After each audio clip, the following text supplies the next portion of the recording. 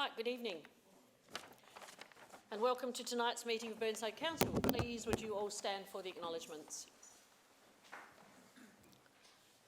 We acknowledge that the land that we meet on today is the traditional land of the Kaurna people and that we respect their spiritual relationship with the country. We also acknowledge the Kaurna people as the custodians of the Adelaide region and that their cultural and heritage beliefs are still as important to the Kaurna people today. We also pay respect to the cultural authority of Aboriginal people visiting and attending from other areas of South Australia and Australia. On behalf of the City of Burnside, I gratefully acknowledge and pay respect to those who gave their lives for this country and its people. We pray for understanding and guidance in our debate as we make decisions that will impact on the lives of all those who reside, study, work in and visit the City of Burnside. Grant us wisdom as we serve our community. Please be seated. I welcome members in the gallery and ask them to observe in respectful silence as the Chamber deliberates on matters that relate to the City of Burnside.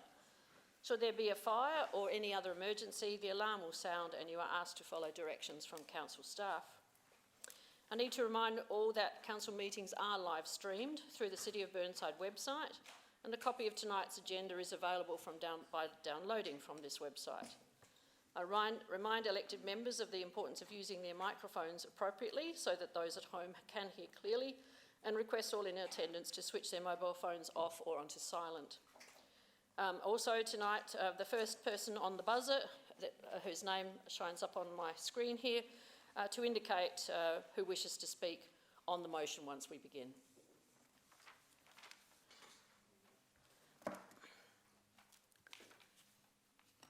Right, there are no apologies. Councillor Dawes is on a leave of absence. Confirmation of minutes. Can I have a mover, please? Councillor Piggott and seconded Councillor Davis. Those in favour? Against? Carried unanimously. Deputations. We have one deputation tonight from two people, for Stephen Allison and Andrew Hillier. I think both of you are familiar with the procedure. So would you like to come to the seats in the middle? And you know that you have together 5 minutes to present your deputation, and there will be most likely some elected members who have questions that they wish to ask you afterwards. So the time will start when you begin to speak, and I turn this off and you turn your microphone on. I think it's one at a time, isn't it? You can't have them both on at the same time. You probably can. Oh, you probably can? Okay. Thank you, Mayor. We appreciate... Sorry, I just need to, even though I mentioned your names, could you just say who you are and what suburb you're from? I'm Stephen Allison. I live in Linden Park. Thank you, Mayor. We appreciate the opportunity of presenting on the future of the nursery site to Council. Our deputation supports option 1, which is redeveloping the half acre of community land for public use. More specifically, we support the creation of a park with a tree grove and community garden. These are given as options 1A, 1B and 1E in the report. In brief, the triangular section on Tregenza Oval could become an open community garden. Residents are eager to champion this project, plant trees and develop an organic garden. There could also be a restricted community garden within the nursery site, especially for residents with low access to their own gardens. Most of the nursery site could become a park with a tree grove to increase the urban forest, perhaps a winding path, benches for reflection and a drinking fountain. There's ready access to the site via public transport on Greenhill and Devereux roads, both within a 5-minute walk. Why more trees and gardens as the option we're suggesting to Council for Linden Park? Linden Park has slightly more open space than average for the City of Burnside. There are ovals, sporting facilities, playgrounds and a well-known international primary school, all within walking distance. However, little of the open space is devoted to the urban forests, and many residents living nearby have minimal gardens. Linden Park has double the percentage of semi-detached dwellings compared to the South Australian average, and there are 20% fewer separate houses, which means 20% fewer backyard gardens. Council's urban forest strategy makes a similar point. The strategy quotes the tremendous rate of redevelopment in the suburb. It notes that the suburb is losing trees with urban infill as larger homes are built on smaller blocks. This is reviving the suburb, no doubt about it, but tree planting opportunities are limited. The 30-year plan, to put it in a policy perspective, the 30-year plan for Greater Adelaide sets a target of 30% tree cover for a green and livable city. By this definition, Linden Park is not green and livable. It has only 24% tree cover. To just compare the city of Burnside, that meets the target with 31% tree cover. So we're about 20-30% below the average for the city of Burnside. To offset the environmental impact of increased urban density, the 30-year plan recommends that councils plant trees and gardens on public land. Thus, it makes sense to create a tree grove and garden as described in option 1 on the half-acre of land in Linden Park. In addition, parks and gardens have huge social benefits. They foster local spirit as residents work together, share knowledge and grow food. They engage people of all ages with classes for schools, visits by older residents and community projects such as growing seedlings. In 2010, a previous council resolved to create a community garden to be named in honour of pioneer organic gardener Peter Bennett. Our deputation is suggesting that consideration could be given again to developing the Peter Bennett organic community garden in Linden Park. The Bennett family are in the gallery tonight, and I would like to table a letter of support for our deputation, which has been forwarded to the Mayor beforehand. In conclusion, we commend option 1, i.e. 1A, 1B and 1E, which would create a hybrid of a park, tree grove and community garden. Thank you very much. Thanks, Stephen, and also I'd like to acknowledge the Bennett family members here tonight and their letter of support. I only saw that today, and my words seem inadequate in the way they've expressed themselves, and perhaps my brief talk is redundant. But one thing I don't really want to go over the past tonight, I really want to look forward. But one thing I'd like to draw from the past is a slogan that Burnside adopted many years ago, which was act local, think global. And that sat very, very well with me for at least the last 30 years, since 26 years since my wife and I, 36 years since my wife and I moved into Linden Park in 1983. So time flies when you're having fun. But anyway, looking ahead, I think councillors and mayor, one of the roles of councils is to build communities within the greater Burnside community. And more specifically, I think it's to facilitate the building of communities, because you by yourselves can't create communities, but you can put in place the infrastructure and the facilities around which the community can develop community spirit. So I think what I'm asking you to do is to set up that facility at the nursery site and empower the local people that are very keen on establishing, and what Stephen's already mentioned, to make that happen. And there's a lot of passion in the community for this to happen. I'm a great believer that things only really happen when there's passion. You can have all the directions and statutes in the world, but passion is what makes the world go round. Just to touch on another point about the report you had before you tonight, it talks about demographics, and statistics are great, and I think the statistics bear out what we're seeing in the community, in the local community. But just to put a face to that, I mean, the typical new person coming into Linden Park is a young family, husband and wife with children. They're attracted to the local school primarily, and the library and the Burnside Civic Centre, and they're also typically of Chinese ethnicity, and the grandparents are migrating to live with them as well. So we've got 3-generation households, and day after day I look out from my window or from when I'm in the garden and I see the grandparents taking the grandkids to school. So that's a face to those statistics that you see in front of you tonight. And I think we can do a better job at interfacing and integrating with those people, and I think a community garden is an ideal way to do that. And the letter from the Bennett family touches on that, about cultural interaction, and I think that I couldn't say it any better than that. The other demographic that you don't see in the report is Bruce and his family, and we are blessed in Linden Park that we've got a family of koalas that migrate around the suburb from tree to tree, and Bruce and his family are well known to all of us, and visitors in particular take delight and amazed that we've got koalas in an urban environment. And providing habitat, food for Bruce and his family is an important part of this proposal as well, because an urban forest we would hope would include local indigenous trees, and it's an important factor in your deliberations. Mr. Hillier, you've actually gone over time. Okay. Have you got anything else that you really need to point out? Otherwise, you might be able to cover any other comments you have to make in answers to questions. I can just quickly finish then.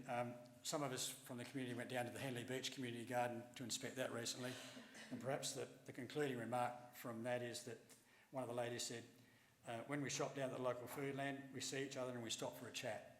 It is wonderful. Before the community garden, we would go to the shops and not recognise a soul. And I think that's the punchline that I'd like to leave you with. Thank you both. Any questions from around the chamber? Councillor, sorry, hang on. I've got Councillor Turnbull. Thank you, Mayor. Thank you, Mr Allison and Mr Hillier, for addressing us tonight. Your concern and passion and commitment to preserving this space in Linden Park is actually very inspiring, and such a legacy for the future generations. I noticed you on Saturday morning at the native plant sale doing a survey, and my question is, has your residents group talked or consulted about the nursery site with residents who live beyond the immediate neighbourhood? Thank you, Councillor. Thank you for the question. Yes, we were at the nursery for the Biodiversity Nursery Open Day. It was an excellent day for those who were there, and we did have a petition which gave us the opportunity to speak to residents from across the city of Burnside.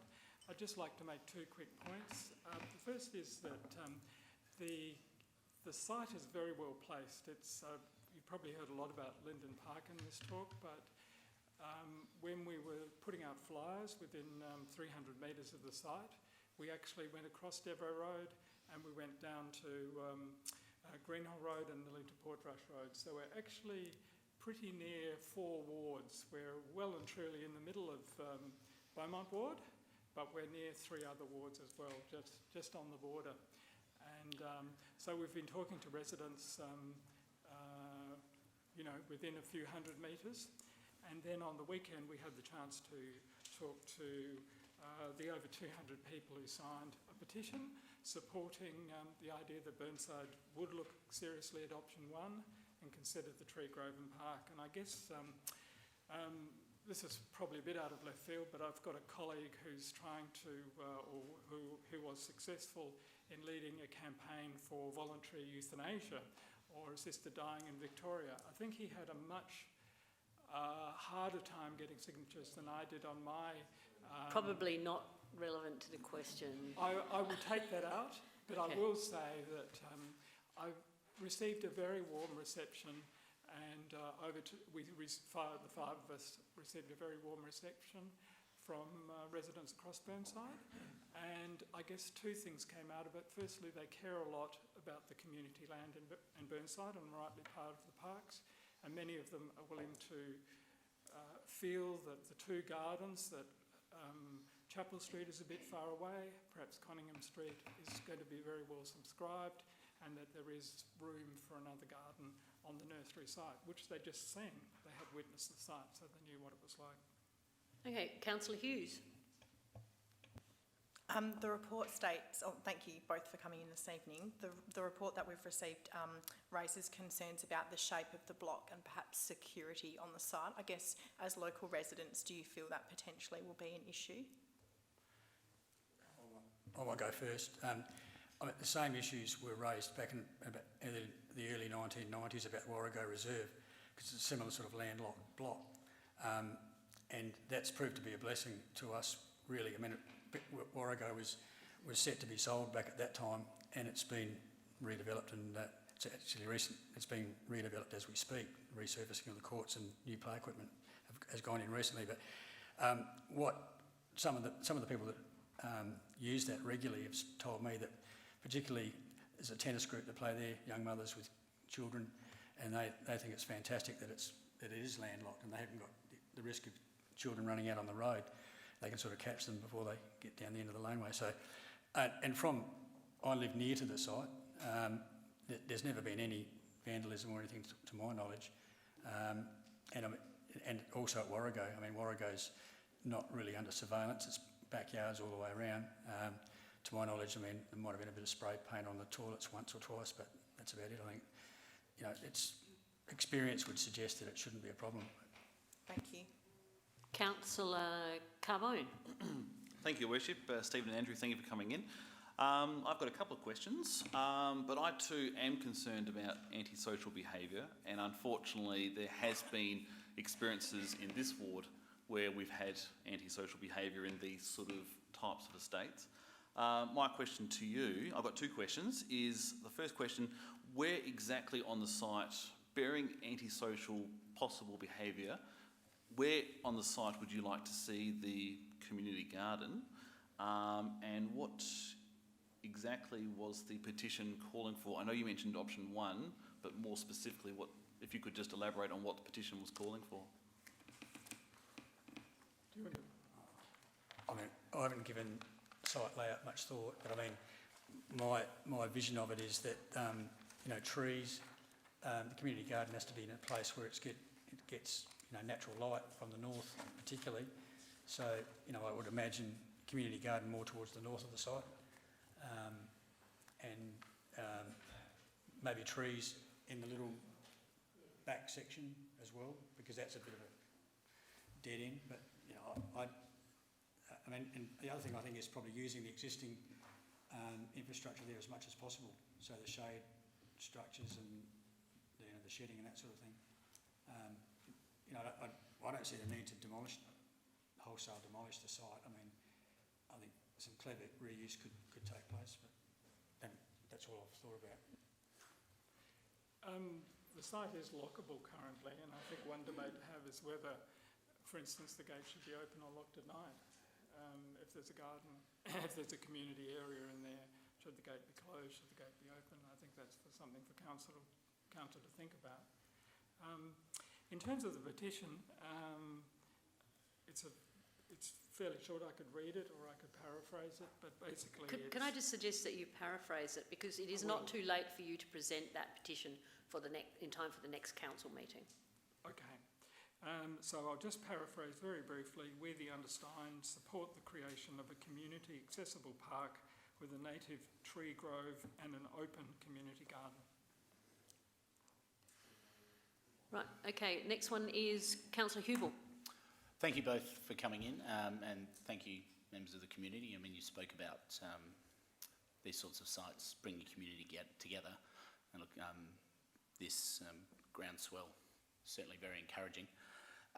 You mentioned specifically the Peter Bennett being the namesake of this garden being Peter Bennett. Can you elaborate, I guess, on what his specific legacy is that warrants the naming? I'm curious about that side of things. Yeah, look, I'm happy to do that, which for reasons that will become obvious. I guess one of the links between Peter and Linden Park is that for over 25 years, Peter ran organic gardening classes in the Linden Park, as it was then junior primary school hall, before the two campuses were integrated. Peter was made a Burnside Citizen of the Year in 2007. And I think the staff should be able to find the citation that was prepared for him at that time. In my opinion, Peter was due far greater honours. With all respect to everyone that's won a Burnside Citizen of the Year, Peter was a person of national and I believe international significance with his work. incredible intellect, and he didn't just talk and preach, he did as well. Like a lot of high achievers, he was able to blend knowledge from different compartments of knowledge, and specifically soil science and entomology, and he managed to blend that into something that was, I think, unique to Peter, and I think he proved that 1 + 1 = 3 in the case of those disciplines and others that he drew into it. So he ran his organic gardening classes in Linden Park School for, well, like I said, over 25 years, twice a year, so 20-odd lectures in the series. I did the course, I think, in 1996, and it was just a fantastic experience. I've still got the notes. Bought the book, which his organic gardening book, I think, in its 7th edition now. A national bestseller. Peter and his wife Sandra ran the organic gardening store down in Lestrange Street, Glenside, for many years. And most people have been around Burnside for a long time, would have been in that shop. He was also involved in the media, so he had newspaper columns, radio spots. He was on a TV program called Today on the Land. He consulted to the farming community. He was introduced rock phosphate as a fertiliser, which sort of saved the day for many farmers in parts of South Australia. And he was also a teacher and lectured.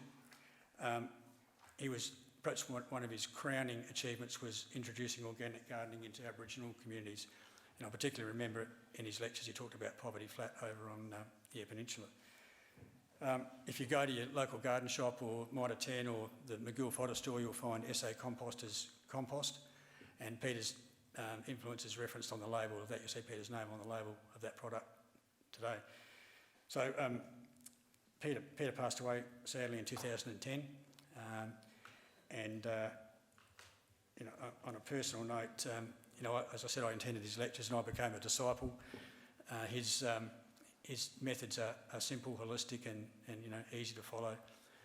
They require a reasonable amount of work, but still follow those principles today. And we only use our green bin about once or twice a year for rose thorns, and that's about it. And that's sort of what flows from that approach. Just to summarise, Peter,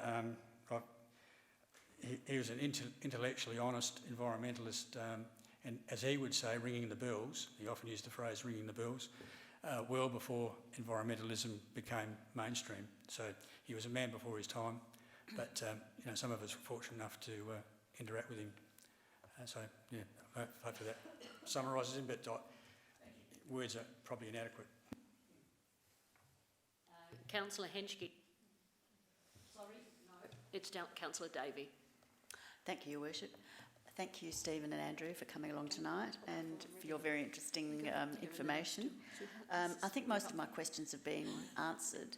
I just had one in terms of the numbers of people who... I was there on Saturday at the nursery and plant sale, watching, huge volumes of wonderful products go out the door. But I just wondered how many signatures you actually had on the petition. Just over 200. Thank you. And I also wanted to endorse the comments. I was on council when Peter Bennett was made Citizen of the Year, that's right. And remember shopping at his wonderful organic store on the corner of Lestrange Avenue and Greenhill Road in Glenunga, which he was there with his wife for many, many years. So thank you very much for all the information you've shared tonight on that, and for your proposal and ideas that you've given us. Thanks very much. Now it's Councillor Henschke. Thank you, Mayor. Good evening. I've got a question about employment. I'm interested in economic development and projects that create jobs. And a job that I would imagine you may need for a community garden is the job of a community garden coordinator. That seems to be a typical thing. I've Googled it, and there it is in New York City, a community garden, and a community gardener's job is $55,000 a year in New York City, paid by the Department of Environment. So my question to you is, Is this the sort of direction you're planning on going in, that you would create a managed community garden with community participation? Thank you. From your visits on gardens? Yeah, look, I've been to a lot of community gardens, and for instance, Mount Barker, Glandore, Goodwood, Unley, Chapel Street in here, in Eastwood, Glenside, not Glenside, St Saviour's, Henley Beach. None of them have got a permanent caretaker. I mean, I have, much to my wife's chagrin, I've taken photos of community gardens on holidays, and I do remember one in Vancouver that was huge and probably had a full-time curator, but I don't think this is big enough to warrant that. But I mean, certainly, you know, if you take the Henley Beach one, for example, that we visited recently, I think they've got about 80 members down there. So, you know, it's a big gathering, and they meet regularly. I think I've got some notes here just on that. I mean, they've got chooks there that collect eggs, sell them to the local neighbours.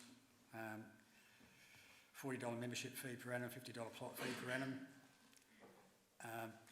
Shed, shelter, barbecue, meet monthly, have open days. So yeah, that's sort of more of what we've seen, I think. Yeah. Councillor Davis? Yeah, I did have a question. It's going back to the unsavoury behaviour. In my ward, there's a toilet block which is essentially in a reserve, which has traffic going past it fairly regularly, and there is undesirable behaviour going on there. There is undesirable behaviour going up at the Anzac Lookout and also at Waterfall Gully, and each of these three locations has a complete lack of passive surveillance. This location as well also has a complete lack of passive surveillance. Now, in my view, an alternative to having the community garden here would be to sell the property, to purchase another plot of land very close by, and to install a community garden there where you're going to have people at least walking past and you can actually see them. Because the residents are going to, like, you'll hear noises, you have to peer over your back fence to have a look in. Why do you think that, why are you essentially opposed, in my view, to purchasing a plot of land nearby of a similar size which doesn't have the problem of passive surveillance? And the second part of the question is, how are the residents going to feel if it does occur? And then what essentially is the residents' reaction going to be if it essentially becomes a drug den, or that people are in there doing unsavoury things? How have the residents thought about the implications of that and how likely it is to happen? Well, it's a concept that hasn't really been put to me before, but I mean, I'd go back to the example of Warrego Reserve. I mean, it's got a toilet. It's not under any surveillance, and there's no problems there. I mean, I guess we're lucky in Linden Park. We haven't had those sorts of problems. I mean, the site is ideal for this sort of activity. I mean, it's been used for propagating plants, I suggest, since probably the mid-60s. Hasn't been any issues in that whole time, so that's about all I can say at the moment. Can I ask one further? Yeah. I could just add that perhaps council could consider whether that area should be Fern Avenue in Unley is about the same size, and it is a kind of locked area. So you could make the whole area into a restricted tree grove and garden if you chose. So the area would be lockable. It would only be if there were 80 or 100 members that could use the garden, but it would get around that surveillance problem. Just it's a good point. I mean, of the community gardens that I mentioned before, Glandore, Unley, Chapel Street, as you know, Henley Beach are all gated. Some are open. Mount Barker, for instance, is open behind the hospital. You know, to allay your concerns, I think, you know, maybe gating is the issue. Okay, and just so, sorry, I asked many questions in one, which I shouldn't do. My suggestion, I suppose, or the alternative is to sell that plot of land, purchase something very nearby to essentially do the exact same thing. So with the same land value, so the land is essentially transferred from what is landlocked into another place, why would you think, or do you think that that would be an alternative if this council voted to sell and then guarantee that within a certain radius or a small radius that another plot of land was purchased for that exact same purpose? Is there any argument that you see against that? Well, I guess it's half an acre of land. It's a fair bit of land. Excuse me, Stephen, could you just move closer? Oh, sorry, yeah. It's a half acre of land that's serendipitously there. I'm not sure if the money you get from selling that slightly odd-shaped bit of land, I think the estimate was $1 million, or maybe a bit over, maybe 1.5, would buy a premium block of land in Linden Park. So I think there might be a commercial element that council would need to look at, and I'm not sure if half acres of land are available in the near. We could plant a few trees on Tregenza Oval, but I think the rugby players mightn't like it. So, Councillor Carbone. Sorry, I just have one more question. Something which did come up in the workshop actually was whether the residents, and I'm assuming that you've thought about this, whether the residents would be interested in purchasing that land, especially that awkward corner. Have you had a discussion with anybody else about whether that would be something you'd considered? Because I know it hasn't come up here, so I'm curious. I mean, I've heard a few people say they wouldn't take that up, but I haven't canvassed the whole. You haven't canvassed, okay. I haven't canvassed that view. I think there's about 13 properties abutting the site, so I don't think you're going to get a great buy-in. We certainly won't get a majority, so. Okay, cool. Thank you. Now, Councillor Carbone. Sorry, Your Worship, just a follow-up question. So, gentlemen, you've heard concerns about antisocial behaviour, you've heard the popularity around the urban forest and so forth, and naturally you're very keen on having a community garden. I'm just wondering, as a compromise, if you've thought about the idea of having the community garden towards the southern end of the block of land, not the northern end, the southern end, and then essentially cutting the block almost in two. So the northern end would be an urban forest that would not be accessible to the public, so therefore there'd be no antisocial behaviour, but the southern end would be available 24/7, and that's where the community garden would be. Have you had any thoughts on that? well, do you want to? No. There's just one complicating factor with the southern, outside the gate, you've got the rose garden. That is the Gertrude Volker Memorial Garden, which was opened by Mayor Phipps in 1963. So hasn't been mentioned previously, but that information has come to light. So that restricts the southern side of the entire site to work around that. But other than that, Stephen, you want to have something? Well, I like. So you're saying the northern part could be like a restricted tree grove, if you will, and the southern side that's more accessible could become a community garden that would be right next to the oval. Well, I like that idea, just without having thought about it too much. It sounds like a good idea to me, because it'll be the more accessible part of that half acre of land. Councillor Jones. We've obviously seen a lot of subdivision in Linden Park, and every time they seem to be 2-for-1s, 3-for-1s, and every time they just clear fell the block and cut down all the trees.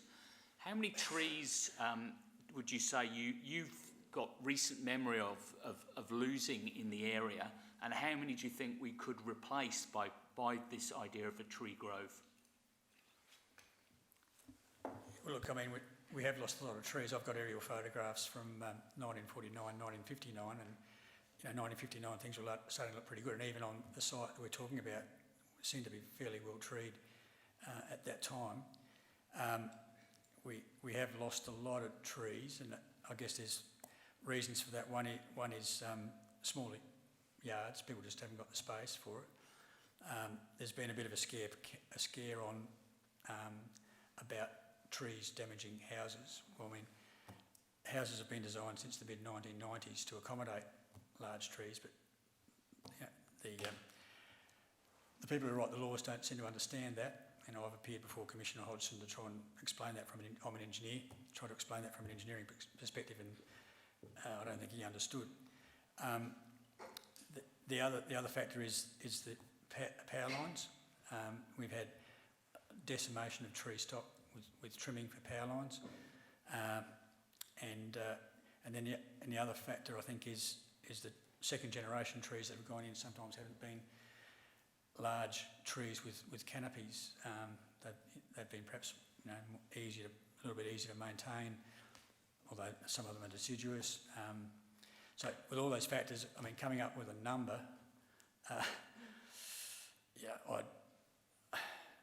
I mean, on that percentage, I mean, you're probably looking at hundreds of trees really, but and what that site could stand, I'm not really sure.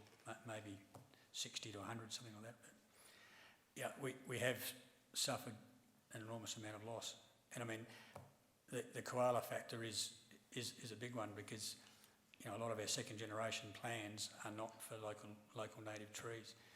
So we've got to take every opportunity we can to provide that habitat, in my view.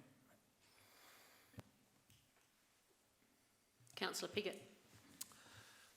Could I just clarify, you mentioned, I think, the corner that's part of Tregenza Oval, immediately next to the road. What was your plan for that? I thought you mentioned it, Stephen, I thought initially it was as a community garden, or perhaps I misunderstood.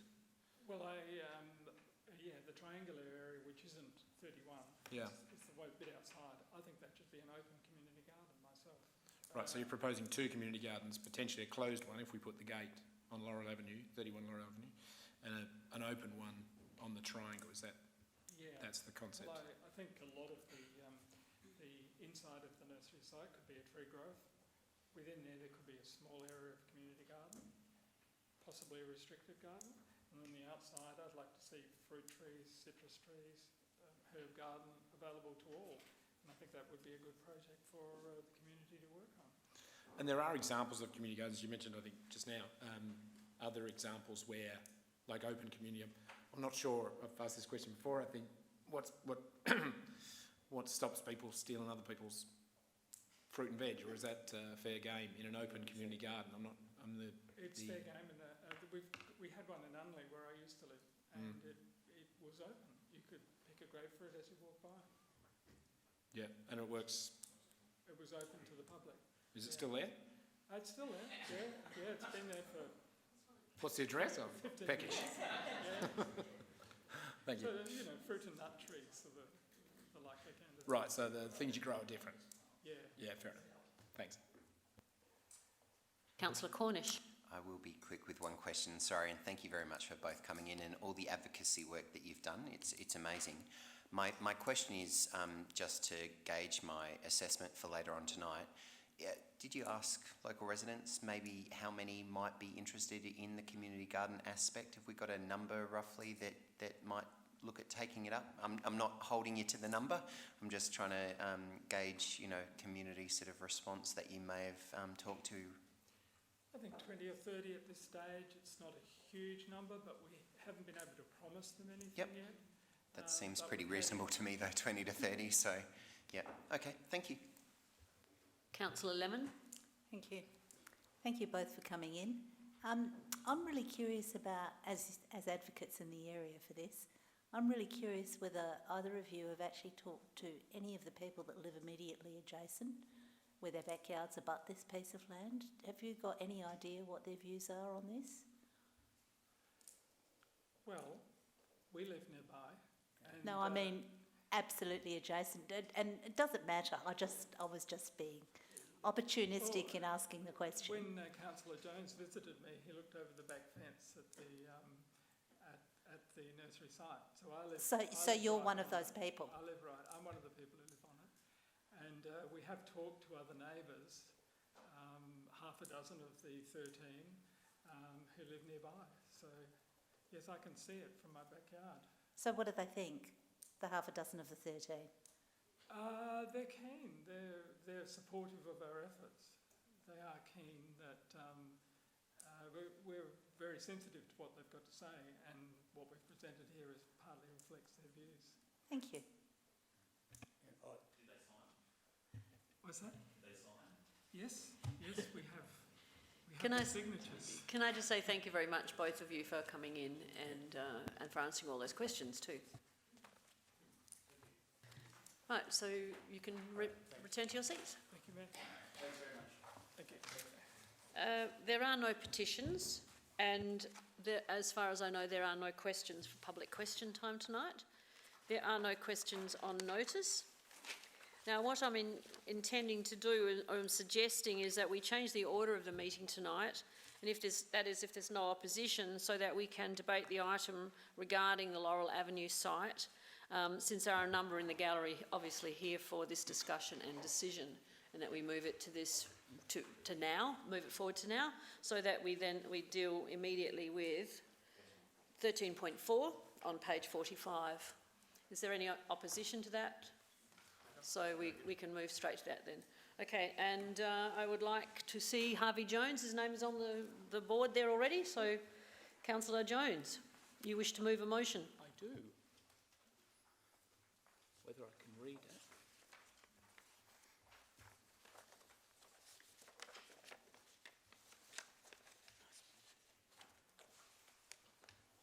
Do I need to read it out? Yes, and I just welcome Mr. Schroeder and Ms. Burns to the centre desk for those who are at home.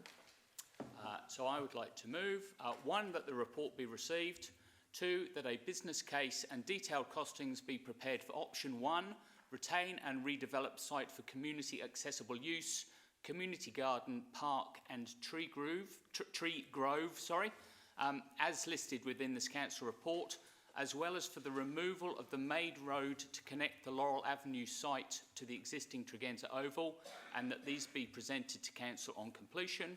And 3, that a question regarding the use of the site be included in the annual community survey later this year.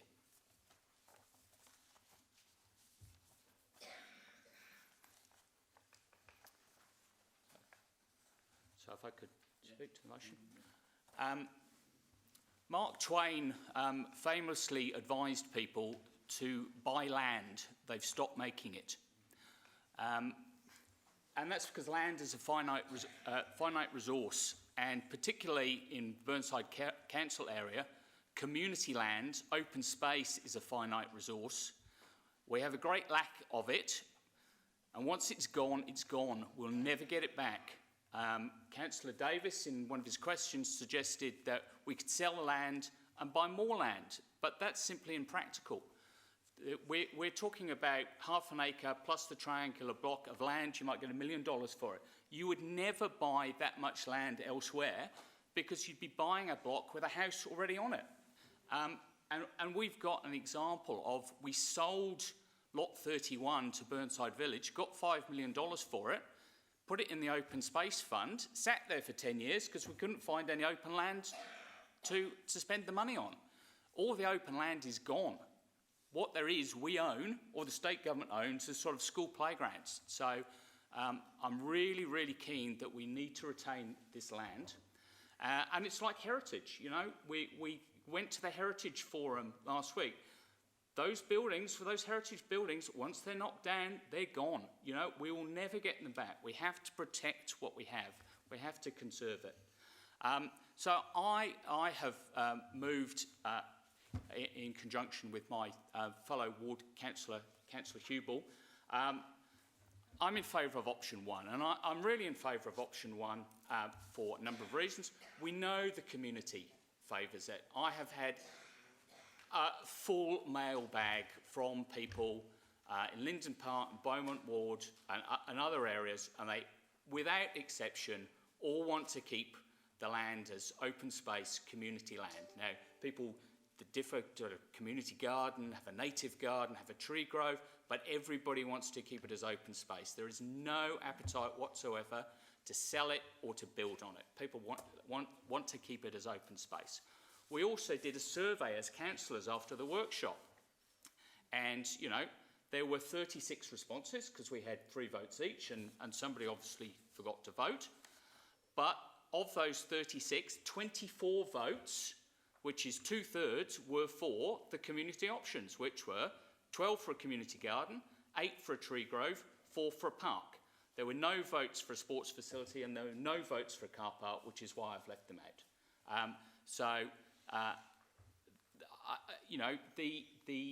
I think the councillors have directed, in our workshop, have directed us in the way we want to go. I think we should follow our own preferences, frankly. We've talked before about not wasting the administration's time with giving them too many options to research on.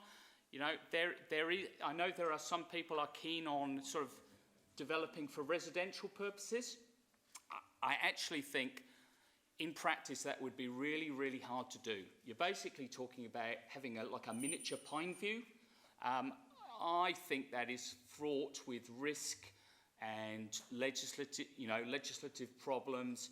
It's a minefield or a rabbit warren we really don't want to go down. So I suggest that what we need to do is the community are clear what we want, the council is clear what we want. We should investigate the 3 options of how we can keep this land as community space and open land, and I hope you will vote for the motion. Do we have a seconder?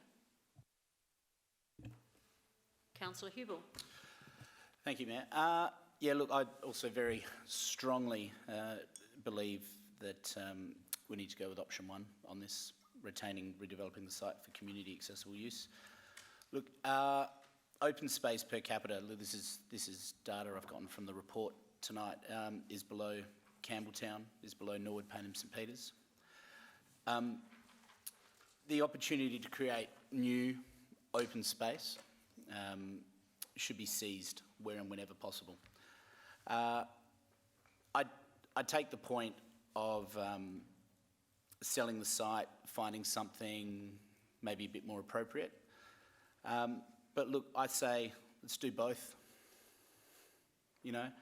Urban infill is just creeping and creeping and creeping, and I think anything we can possibly do to combat that, a lot of it is out of our hands, but what is in our hands, we have a responsibility to act on for residents now and in the future. I'd look at suburbs, and this is looking at the statistics here, like suburbs like Frueville, Glenunga, Dulwich, St George's, Leabrook and Skye, where open space as a percentage of the suburb is very, very low. We should keep this open, but also be actively looking for more as well. Open spaces are good for us all. We heard about community benefits that bring people together. Look, I think the report we're asking for will consider the issues of safety, surveillance. That's for us to consider later. What we're doing is we're instructing administration to prepare options based on what our preferences are. Look, at local government, I heard think local, think global, act local. We are in a unique position to actively shape our neighbourhoods. And we need to jump on this opportunity to retain Laurel Avenue as a community space. And in fact, go further. The precinct itself can be a beacon of biodiversity and green living, which we can hang our hat on and say, hey, look, this is what we do in Burnside. This is how we bring people together. This is how we promote green, sustainable living. So I certainly hope the Chamber supports this motion. Councillor Davey. Thank you, Your Worship. I'd like to move an amendment along the lines that 1, the report be received. 2, that a business case and detailed costings be prepared for option 1 to retain and develop the site for community accessible use, 4, a community garden, park and tree grove, as listed within the council report, as well as for the removal of the Maid Road to connect the Laurel Avenue site to the existing Tregenza Oval, and that these be presented to council on completion. and to delete point 3. We've heard tonight some very good reasons as to why. Sorry, but that's, I've just had advice as well as thinking it through the same, but that's contrary to the motion by removing item 3. I think it's contrary to the motion. Definitely contrary to the motion. I think you're knocking something. Two is the heart of the motion. Two is not. If the mover and seconder will accept it, then it's not necessary to change the motion. Not that massive. I'm seeking leave to do this. If they're willing to accept Move it, this the way. second to accept it, can still be voted on. All right. I'm advised that if you are both willing to accept that, then we can leave it as it is to be voted on. But it's not an amendment. So it's not an amendment.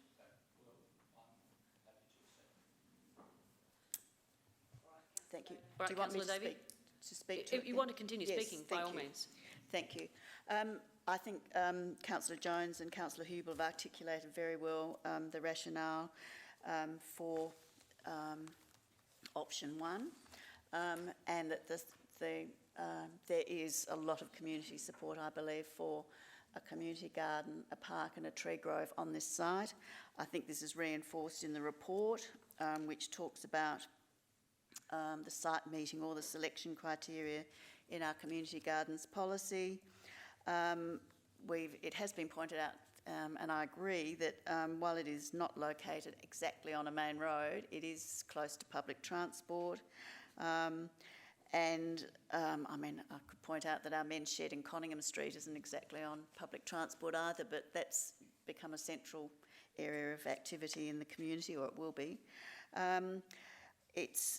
If a community garden is placed there, it would be open to all members of the community to access. I think the issue of passive surveillance or lack thereof that's been raised tonight, I think that can be managed.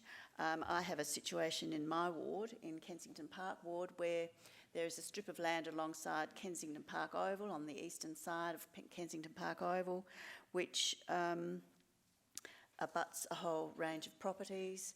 It's a wilderness area, wilderness strip adjacent to a playground, and there's a car park there. There was some rowdiness and undesirable behaviour. We've just installed a gate there that's locked at night and reopened in the morning. And that's stopped all the undesirable behaviour, the young people gathering there for whatever reason. So there are ways that we can manage opportunistic behaviour in areas. I don't think that's a reason to not go ahead with developing a business case for this option. So I support the motion. I hope you will too. Councillor Henschke. Thank you, Mayor. I've got a question on page, for the administration, on page 60, item 78, there's a table with showing the red and greens for each option. And the question is, the cost column, is that a capital cost only? Through Chair, yes, that's basically your setup cost, your capital cost. Great, thank you. So I'd like to just quickly talk to this motion, to this question, and what I would like to express for the chamber is for them to note that the red under the item of cost for items 1 is a capital cost. And what we've heard tonight from the residents are some shadow benefits. And if one was to do an economic analysis, one would find that there are shadow benefits here that we would account for, and we possibly would have a very strong business case for on an economic analysis. So one of the benefits, is loneliness, and what dollar value we put on that. So, but I'm sure an economist can do that. And maybe there's, a 0.3 FTE, that could be used for this, garden and other gardens between councils, I don't know, but I'm sure there'd be some hours of work possible that would be included. So all in all, there are economic benefits, I believe, with a community garden, and it seems to be significant evidence that it is for the greater good that we retain this site and we don't leave it to individuals to develop the site and remove canopy and open space. So thank you very much, councillors, for moving this motion this evening. Councillor Piggott. I'd like to propose an amendment, if I could. I'd like to maintain 1 and 2 up to Tregenza Oval. And then I'd like to go 3, that a business case be prepared for the development by council of residential accommodation for people aged over 60 years.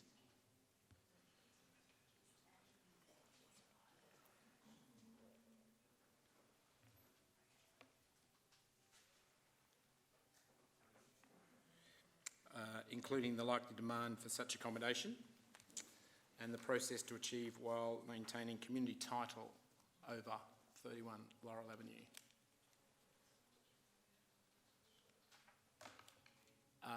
And then if I could then get 4 that these be presented to council on completion, and I would like to have the reinstatement of the line in regard to the survey. I think that is a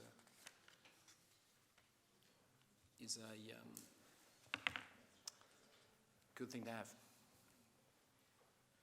I feel I've added to rather than contradicted the original motion.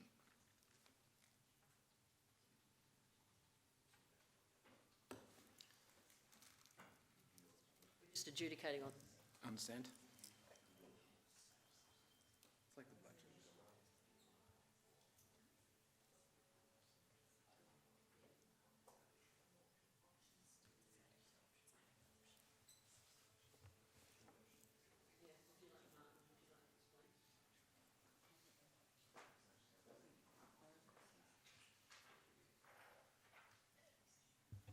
Through the Mayor, sorry Councillor Piggott for the delay.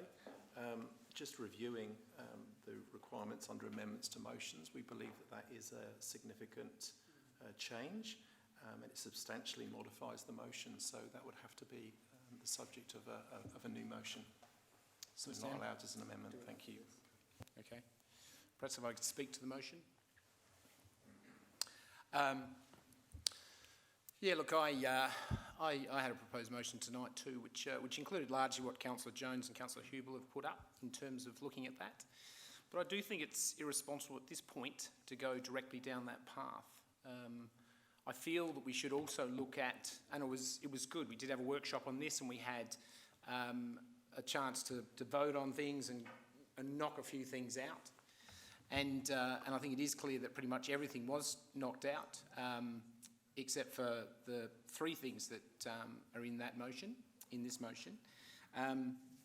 But also the possibility, actually, identifying that Linden Park is an area that does have quite a large percentage of people over 60, that perhaps additional accommodation for those people could be a good use of this land as well. And so I think it's premature to go down one path at this point. The fact is that it's not an ideal place for open space. We've had the conversation tonight about the fact that we might need to gate it. We might need to close it at night. That has identified that, certainly open space is a good thing. There's no question about it, but this is not the ideal open space. Having said that, this motion I actually would like to see that fleshed out much more comprehensively. And if this is voted down, which I feel we should vote it down, I feel an alternative motion that did actually pick up this option and the option of accommodation as 2 paths council research more before making a final decision on this. In regard to the accommodation, the fact is that there is where I was going with the amendment was to, I get that the community doesn't want to lose control of this land. I do get that. Mark Twain, absolutely on with Mark Twain. However, it doesn't mean that council can't use it for its best purpose, the best purpose for all of Burnside. We've been presented a case here in regard to the community garden that has got local passionate residents in play, and that could be the right decision. But I feel that to just take that decision right now without really looking at all the alternatives or any maybe acceptable alternatives is not the right way to go. I feel it should be assessed against other options. This land belongs to all of the city of Burnside. It doesn't just belong to the residents of Linden Park. And we don't even know what all the residents of Linden Park want, to be fair. We do have a subset of them, that's certainly true, and it doesn't surprise me that most people encountered in the street, do you think you should keep this as open space, would say yes. I probably would as well if I was in Woolworths and had a petition put in front of me. But what this council really should look at, I think, is whether, A, it does work well as open space before we sign it off to be that. And there's questions about that we've furnished, and we do need in this business case, if it does get up, to be sorted out. But that's not certain that this is great use, actually, for open space. We are talking about putting a tree grove in there and perhaps a community garden that may be limited by members. But that doesn't speak to me as hugely community, apart from if I'm lucky enough to be a member. And we do have an example of a community garden in McGill where that is the case. You know, it's a great facility, it's an asset, but the people who enjoy the community garden in McGill are only the people who are members. So I think before we actually go down the path of saying open space of this area and nothing else, we should look at that. And second, we should look at what price we're paying, because at the moment that land is valued at $1.4 million. Now I get that we can't sell it. That's the case for local government. You can't sell community land, and that's absolutely fine. But that doesn't stop council potentially developing accommodation which would be positively greeted by the community, in that there are people over 60 wanting to stay living in Linden Park, and actually providing a financial benefit back to council that allowed us to do all sorts of other things, including developing open space around the city. So I think we should vote this down. I feel that, you know, all credit to the people tonight for the deputation, an excellent deputation. But I don't think it would be right for us as a council to wave it through without actually looking at what the option is that we could do elsewhere and what the price we might be paying to allow that to happen. I think we should vote it down. Councillor Carbone. Thank you, Your Worship. Look, to me, this is a no-brainer, and I thank Councillor Jones and Councillor Hubel for bringing it to this chamber. For me, it's three things. It's open space, it's trees, and it's value. When it comes to open space, we need to protect every square inch that we have in this council. We shouldn't be selling it, and we shouldn't be developing it. Every square inch is very, very valuable. And like Councillor Jones said, buy land, because it's the one thing they're not making any more of these days. So that's open space. When it comes to trees, all open space that we have should be used to boost our tree canopy in every way we can possible. So this is a perfect site where it should be, in my opinion, jam-packed full of trees to really increase our canopy, look after our local wildlife and our koalas and so forth. Okay? The last one is value. Now, this site is 1,500 square metres, and it's got a value of about $1 million. Now, I don't know when the last time any of you jumped on realestate.com, but I tell you what, $1 million does not buy much in Burnside anymore. I'm looking to buy a house, and I tell you what, it's very depressing at the moment. So to get anything for about that $1 million mark in this area, okay, we're talking about a development site. We're talking about basically land with a pretty crappy house, so a development site. We're looking at about 600 square metres for $1 million, anywhere close to this site. So just look at the numbers alone. 1,500 square metres for 600 square metres in an ideal location and so forth. So trees, how many trees and how much of a community garden can we possibly put on a site for 600 square metres, regardless of how good the location is? Not many trees and not much community garden. So this is the perfect site, okay? Yes, it's not perfect because we've got some antisocial behaviour, but they can be easily fixed, okay? Compared to 1,500 versus 600, compared to that argument, this is an easy one to fix. So we should keep this land. We are not going to buy anything even close to it for that sort of price. Councillor Davis. Yeah. So in the question of open space, I couldn't agree with you more. But what you're doing and what people around this chamber are trying to do and what they're trying to trick you with is what's called a philosophical fallacy of a false dichotomy. And what they're trying to do around this chamber is tell you, you either believe in protecting open space, in which case vote for this motion, or you hate open space and then you'll vote against it. It's false. It is a false option to you. There is a third option here for you to look at other open space, and I'm saying look at it. Ask the question about what is open, because at the moment we've got one councillor telling us how much land is worth, and that's all the information that you're going on. You have no idea what open land is available. You have no idea how much it's worth, and the funny thing is that what will $1 million buy you? It will buy you that plot of land. That's what it's worth, $1 million. If we sold it for $1 million, logically, you could buy something that is potentially exactly the same for $1 million, right? So if you sold a half acre, you could buy a half acre. Now, the question is, and the reason, and if you say it's a lower value, the reason is it's because it's in a landlocked area in essentially a very difficult place to get to. There are many councillors around here saying that the unsavoury behaviour is easily fixed. You're so wrong. You are so wrong. If you have a look at how much money we have to spend in Penfold Park to fix this easily fixable problem, if you look at the angst and the anger from residents who are calling me constantly, ask me what am I going to do about it, and I have to tell them, how many more times can I call the police? The police aren't interested in helping you. That there are syringes around, that there are people hanging around, that there are small children who are being approached by older men in that area. How many times, how many times more do I have to say there's nothing I can do about it? This problem is really, really bad, and my suggestion to you is it's heading to your backyard.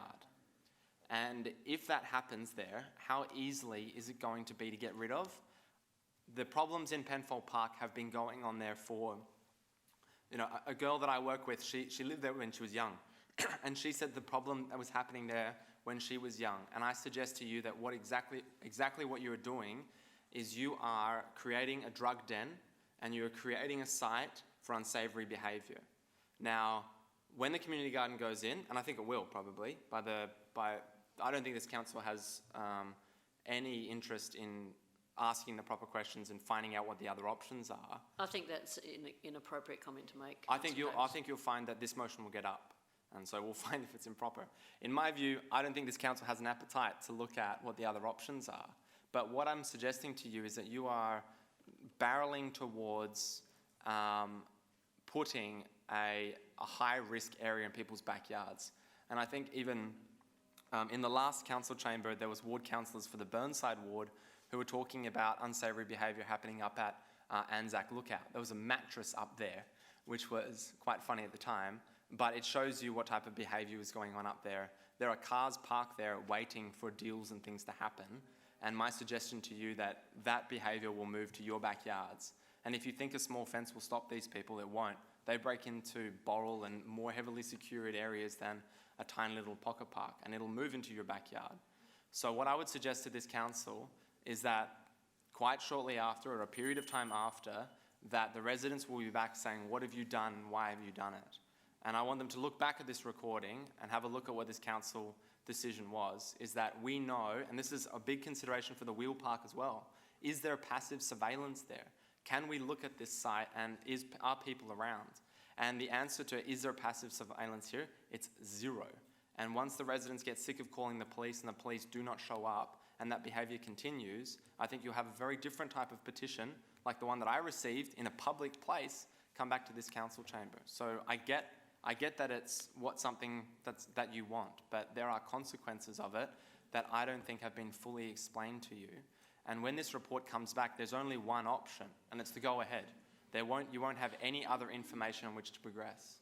And I bet you that report will say in there, just be careful, there's going to be unsavoury behaviour in there, and it'll probably go through anyway. So look, I think you should at least ask for the information of the alternative. At least do that. But I think you're scared of the answer. Right, is there anyone else who wishes to speak? There's no one on my screen. Oh yes, Councillor Sorry, Hughes. I was just waiting for an appropriate moment. I do firstly have a question for the administration. Earlier this evening we heard about Warrego Crescent, the reserve there, and I'm just wondering if there have been any reports of antisocial behaviour that people are aware of in that location.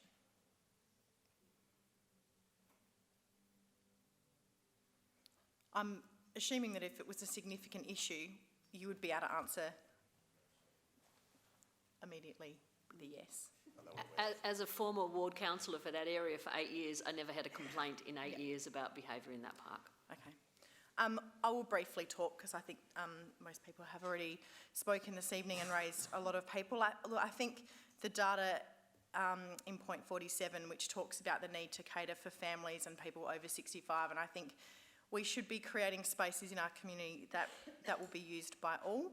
I think the comment by Councillor Piggott about, you know, the fact that this belongs to the city of Burnside, well, I completely agree, and I think that we have many parks and community spaces scattered across the entire city of Burnside, and I think we're all here as elected members to represent the whole of the city of Burnside, so we can make that decision appropriately as to how we feel that our community wants us to use that space.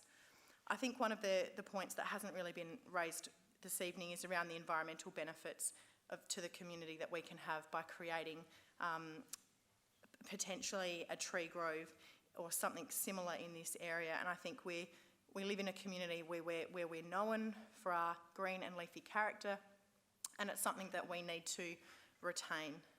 I think to make decisions around perhaps scare tactics and speculation about potential behaviour that could or could not happen in this area is perhaps inappropriate. So I think there are many different parks hidden amongst different locations, and I think we don't know what behaviour people will or will have, and I'm confident that the administration can put forward some options to mitigate some of those concerns that people do have, and I think that will be what will come back in the next report. Thank you. Councillor Lemon. Thank you. I have two concerns. The first is I am concerned about the fact that it doesn't have passive surveillance. I've been following with interest what's been happening in Penfold Park, and this has actually got a very narrow front entrance and lots of places, and particularly if you've got lots of trees, lots of places for people to go and be hidden, and that bothers me, I have to say. It really does bother me, particularly with the school so close. It really bothers me. But the second issue, and more importantly at this stage in the game, is I feel quite strongly that we're stampeding to an answer. We're stampeding to a decision. And what I feel is that Conyngham Street Depot is not going to be operational till the end of this year. It'll be this time next year before we actually have a sense of whether the biodiversity nursery that's operating out of Conyngham Street is actually got enough space to do what it's supposed to do, whether it's adequate to the place. So we don't know, and I've said this from the start, we have no idea how much we need this site for its original purpose, which is as a biodiversity nursery. And I'd like to not rush any decisions and not rush anything we're going to do with this site until we have a clearer idea of whether we need it for its original purpose. So I'm a bit nervous about saying go off and find out about this or the other, when in actual fact that site is there for a particular reason. It is currently being used for a particular reason. It will continue to be used for that particular reason, and that is a biodiversity nursery, until it isn't. And we don't know when that's going to take place, when it's no longer going to be needed for that. So I think we're very prematurely running towards some decision for that site when we really haven't decided at all. And the first decision is, do we still want it to be a biodiversity site? And for me, that's the first decision that needs to be made, and we can't make that decision until around about this time next year. Councillor Cornish. Thank you, Mayor Monceau. Just a few questions to the administration. What sort of cost would you put towards a detailed business case that's in the motion? Like, what sort of cost would it be? Through the chair, as an estimate, you're looking probably around about the 30 to 40,000. And the next one, how long sort of time frame? Because I presume we're talking, you know, there's going to be consultation and working exactly locations and concept plans and, you know, to get the cost benefits and buildings and possible, you know, greenhouses or hothouses and all sorts of things. How about I ask the question differently? Would Conningham Street Depot be up and running well and truly before we get this business case back? Through the chair, yes. Yeah. Okay, I am going to speak for this motion as it currently stands. I've heard quite a bit about, you know, on the topic tonight. My biggest ones here, at the moment, you know, it's not in the open space plan, the open space strategy, this block of land, because it's considered operational land. I'm very concerned with other strategies, our urban tree forest strategy, that we've invested a lot of money and time to ensure that we actually try and rebuild our canopy, and our biodiversity strategy as well.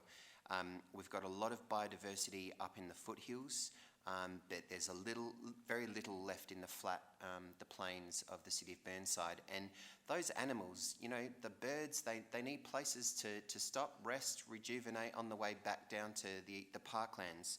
So in terms of, you know, if you were looking at value for money, you know, it's right that some councillors have said this is a very awkward block and you can't get really good value for money for it, for the size of it. And I agree that it is a very awkward block. Even for retirement villages, it would be a very awkward block to utilise. So let's actually invest in our society, in the well-being of our society, you know, the birds that we love to hear chirping in the morning. You know, let's support our strategies that we've got quite a lot of environmental strategies in comparison to many of the other strategies that this city actually has. And I think this proposal of a business case, I would like to know.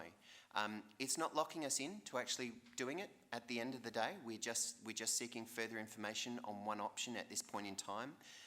We do have the option, if we do need it, for Laurel Avenue, for the nursery, because the Conningham Street one isn't quite big enough or doesn't. We've got the ability to make those amendments later on. But I think it's a smart idea for us to actually work out how much it's going to cost, what we can actually get there, maybe look at some of the passive security issues. Although I would say there is a big difference between cornering someone in a very narrow entrance in and out. There are no other avenues for people to escape apart from jumping over fences and through people's backyards and fences.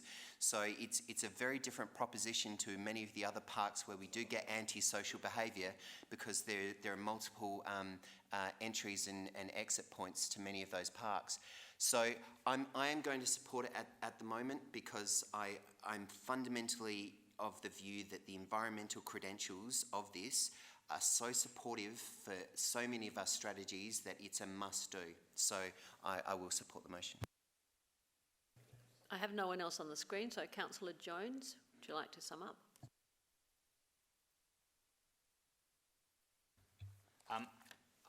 First, if I could just address the negatives. People say this is not an ideal site. It is not Anzac Lookout, it's not Waterfall Gully, it's not Penfold Park. It's half an acre. There are 13 houses surrounding it. That's what I call passive surveillance. I've stood in Dr. Allison's back garden. You can look over the fence, you can see the whole thing. I've stood in his next door neighbour's back garden. You can look over the fence, you can see the whole thing. There will be 13 neighbours all surveilling that place, and as we know, it's very easily secured at night. And the fact is, at the moment, that people could be breaking into it, you know, undesirable youths, and they're not. And they're not doing it at Warrego Reserve, which would be even easier to behave undesirably in. So I have to say I'm not convinced that a plague of drug dealers are about to descend on Linden Park. And I guess if they do, Stephen and Andrew, you will have to bear the consequences. So you have made your bed, so you should lie in it. Look, great points by people. Yes, I didn't stress the environmental benefits enough. Councillor Davey and Councillor Cornish, Councillor Carbone, great points about what you can buy for your money. Frankly, $1 million doesn't get you very much. There isn't any open space to buy, as far as I can tell. We would have to buy something and knock it down. Now, maybe some of your derelict houses that you don't like, we could buy those and turn them into park, but I suspect we wouldn't get as much land and it wouldn't have existing significant trees already in there, and it wouldn't have, I forget the name of, is it Big Barry the koala? Big Bruce the koala, who's already living there. You know, we might have to relocate him to Glen Osmond. He might not like that. So we should let Bruce stay where he is. Thank you very much for a very informative debate, and I hope you will vote for the motion. Those in favour of the motion, please raise your hands. And those against? Division. All right, those who voted for, please stand. Councillor Davey, Councillor Hughes, Councillor Cornish, Councillor Henschke, Councillor Hubel. You keeping up? No.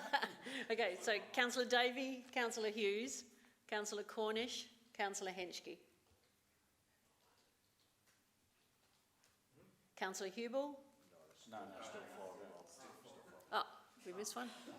Oh, yeah, still against, there's still all four. Yeah, Councillor Hubel, Councillor Jones, Councillor Turnbull and Councillor Carbone. Those against, Councillor Davis, Councillor Piggott and Councillor Lemon. The motion is carried.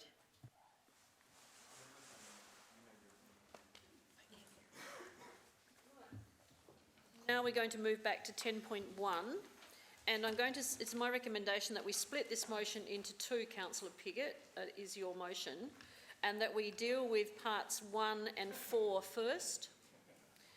That's on page 11 for everybody, because once we have decided whether or not we're going to go ahead with the additional people, then we can move on to the next part of the motion, which is deciding who those people are going to be. Are you okay with that? Exactly, yeah. Okay, so just one? All right, that's fine. So are you happy to continue in that way? Grant. Sorry.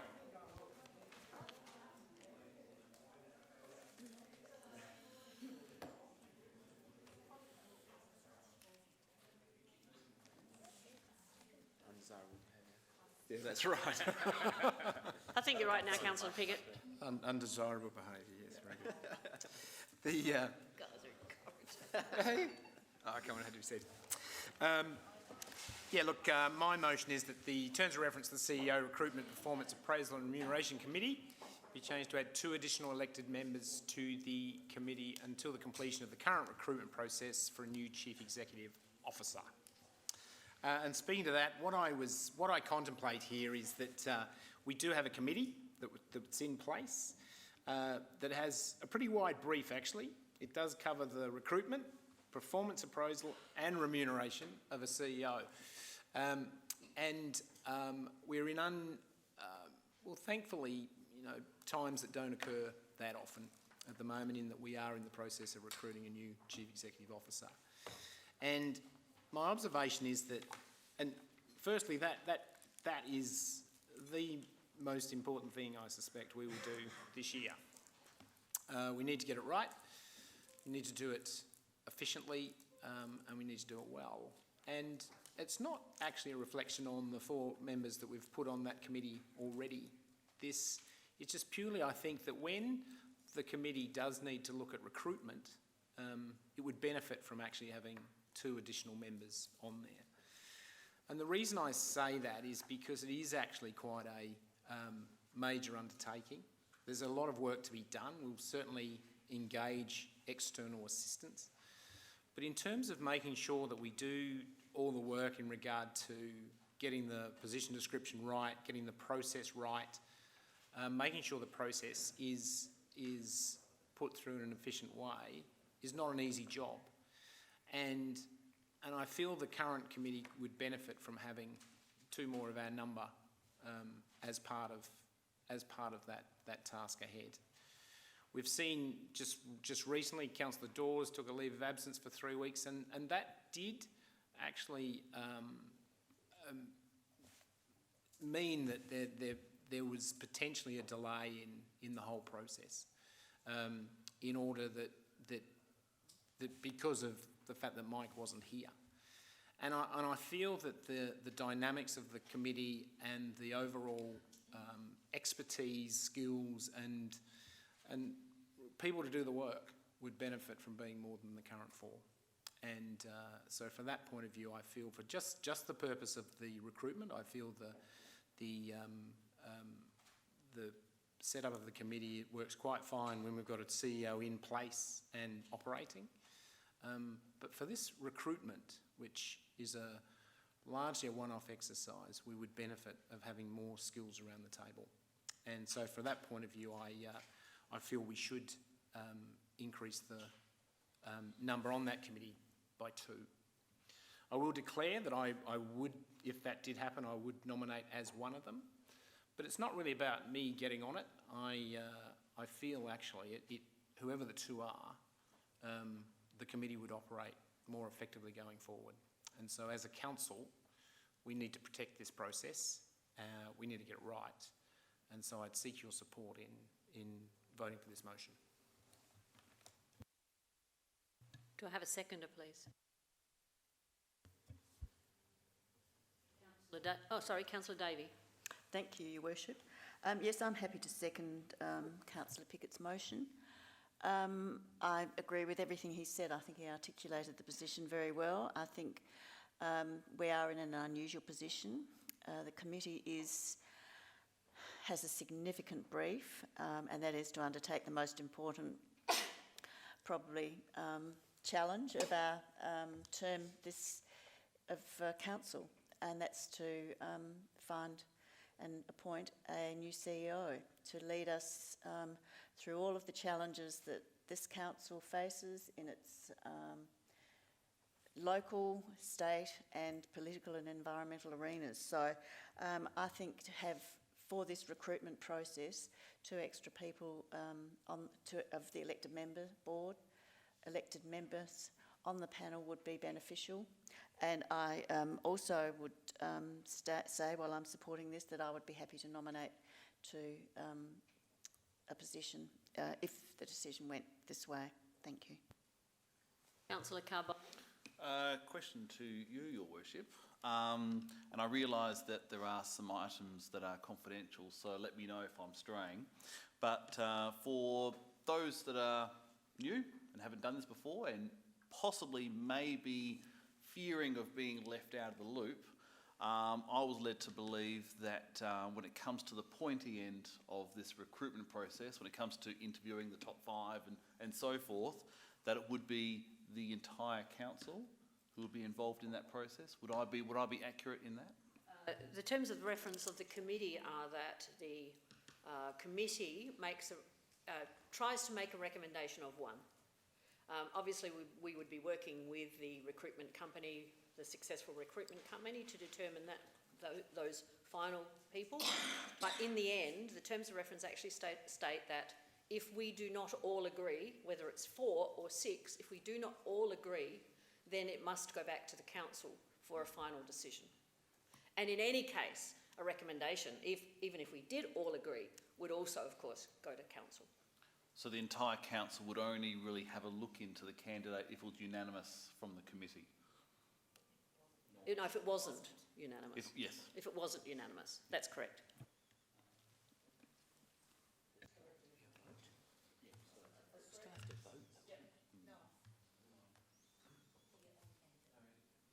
If it's unanimous from the committee, Yeah. we see one candidate.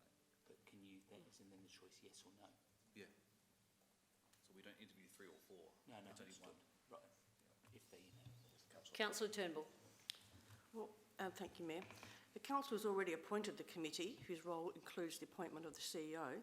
To seek to change the composition of this committee at this time could be construed as a lack of faith or confidence in those already been appointed to this role. I note that the elected committee has not made a request to council for extra support by way of increasing its numbers, or otherwise indicated that it's unable to fulfil its role. In the absence of such a request, I'm opposed to increasing the size of this committee. I tend to vote against this proposal. Furthermore, I'd add that having 6 people on the committee is nearly half the council, and 6 is a very unwieldy number. Are elected members able to attend any meeting, even if they're not on the committee? That's my question to you, Mayor.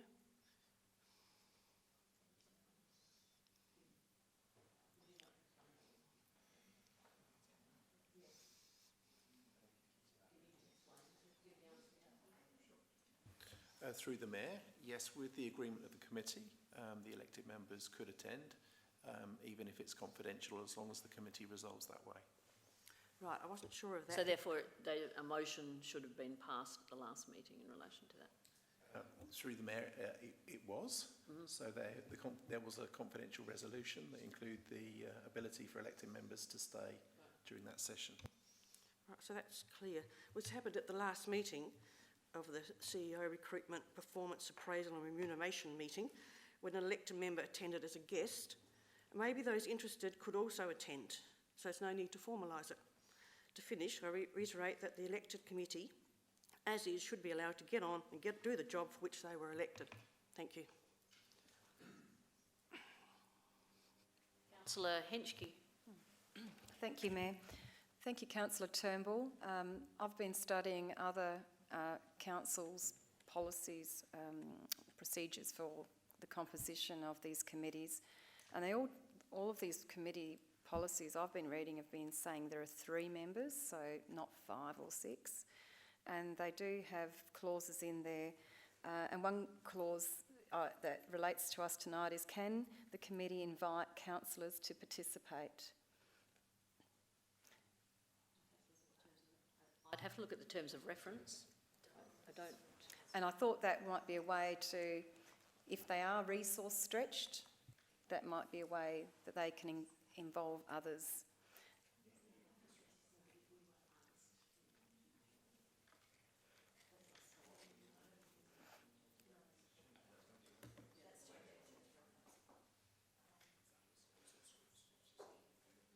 So we just have to check on that, because I don't remember there being anything in the terms of reference that talks about co-opting, but I'm pretty sure there isn't, but I'll make sure.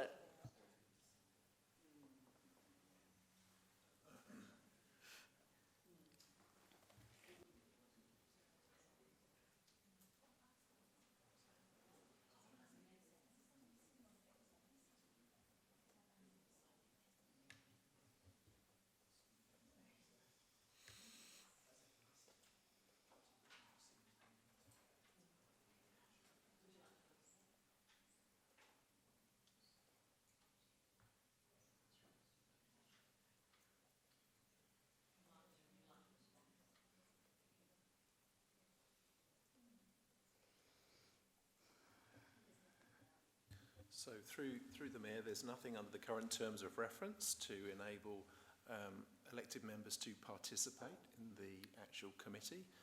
It would only be attending with the agreement and resolution of the committee, the proceedings.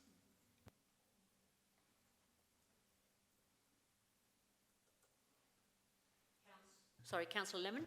Thank you. I just thought as a current committee member, I'm not unhappy about having 2 extra people while we go through this process of selecting a CEO, so I don't feel in any way that this motion diminishes the work that we've done thus far, diminishes me in my decision-making capacity.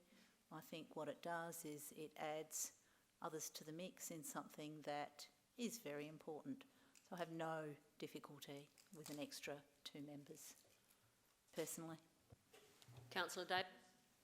I'm the mystery attendee that Councillor Turnbull referred to at the I feel like I'm revealing a secret.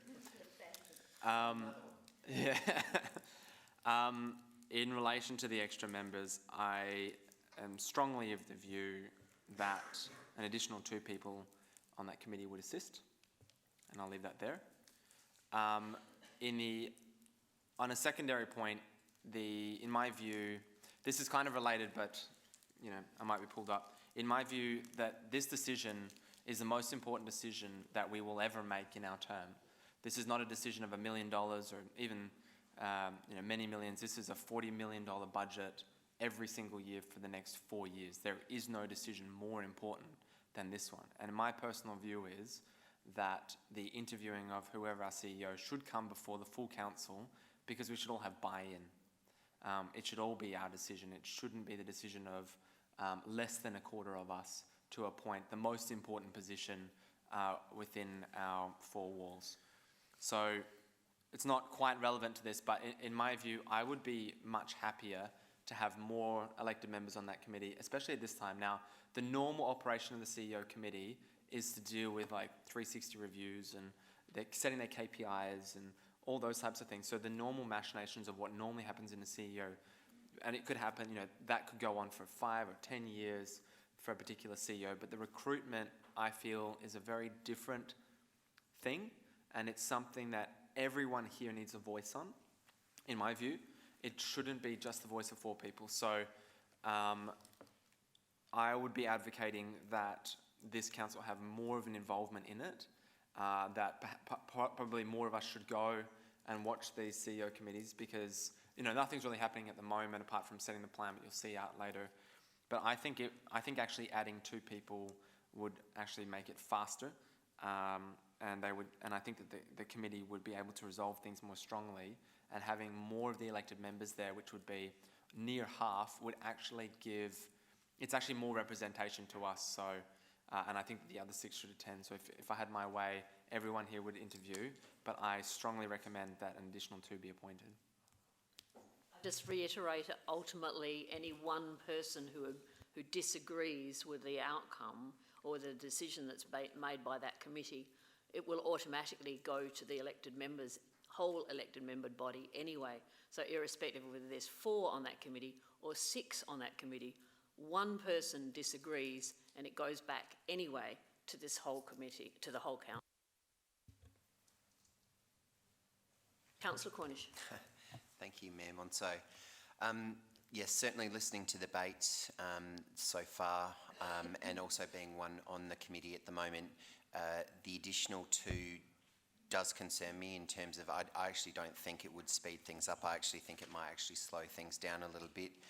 But you've got to weigh that up with I suppose this chamber's right to participate in that process. Also, I've been putting my mind certainly to the current committee and the skills and expertise, and I think there's actually a huge variety on the current committee in terms of knowledge and experience in life. Certainly I'm the youngest one on the committee, and we've got a huge variety of different angles that the committee currently look at as well. And they're extraordinarily, can be very polar, opposite, but that's not a bad thing when you're going through this process. You sometimes need that other side of that argument, which I kind of now figure is probably a good spot to have such a variety of views, so that everyone's sort of being looked at thoroughly through this process. My major concern is an additional 2 will slow the process down. I'm also worried that you know, with an additional 2, it's going to be the whole of council anyway, because all it's going to take is one person to disagree, and it's all coming to all 13 of us anyway. So, which could currently happen with the 4. So, I'm just saying that I probably won't vote for this motion as it stands. I think we can probably go through the nuts and bolts of the process that's ahead of us with the 4 committee members that we have at the moment. That's my view. There's no one on the screen, so I'll go back to Councillor Piggott. Thank you. Look, I don't see it would slow things down. I really don't. I think it has the potential to improve the speed of things, I feel, but it's not all about speed. Councillor Cornish talked about a variety of views that would surely be increased, I would think, with more members rather than less, or rather than with the same. So from that point of view, I feel it would be a positive.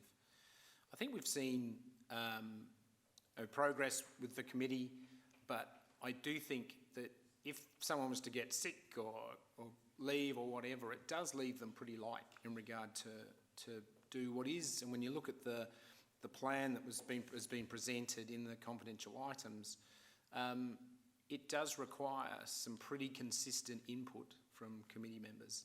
So I think spreading that load, or at least having insurance policy, if you like, that it doesn't get too few members actually making the calls as we go along is a good thing. So I seek your support.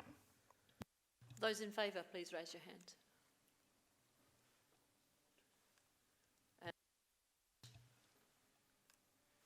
Right, I think it's carried. Yes, it was carried. Now we go through the process then of number 2, and that is nominations. So I'll call for nominations from the floor. Councillor Piggott, Councillor Davey, Councillor Carbone and Councillor Jones and Councillor Davis.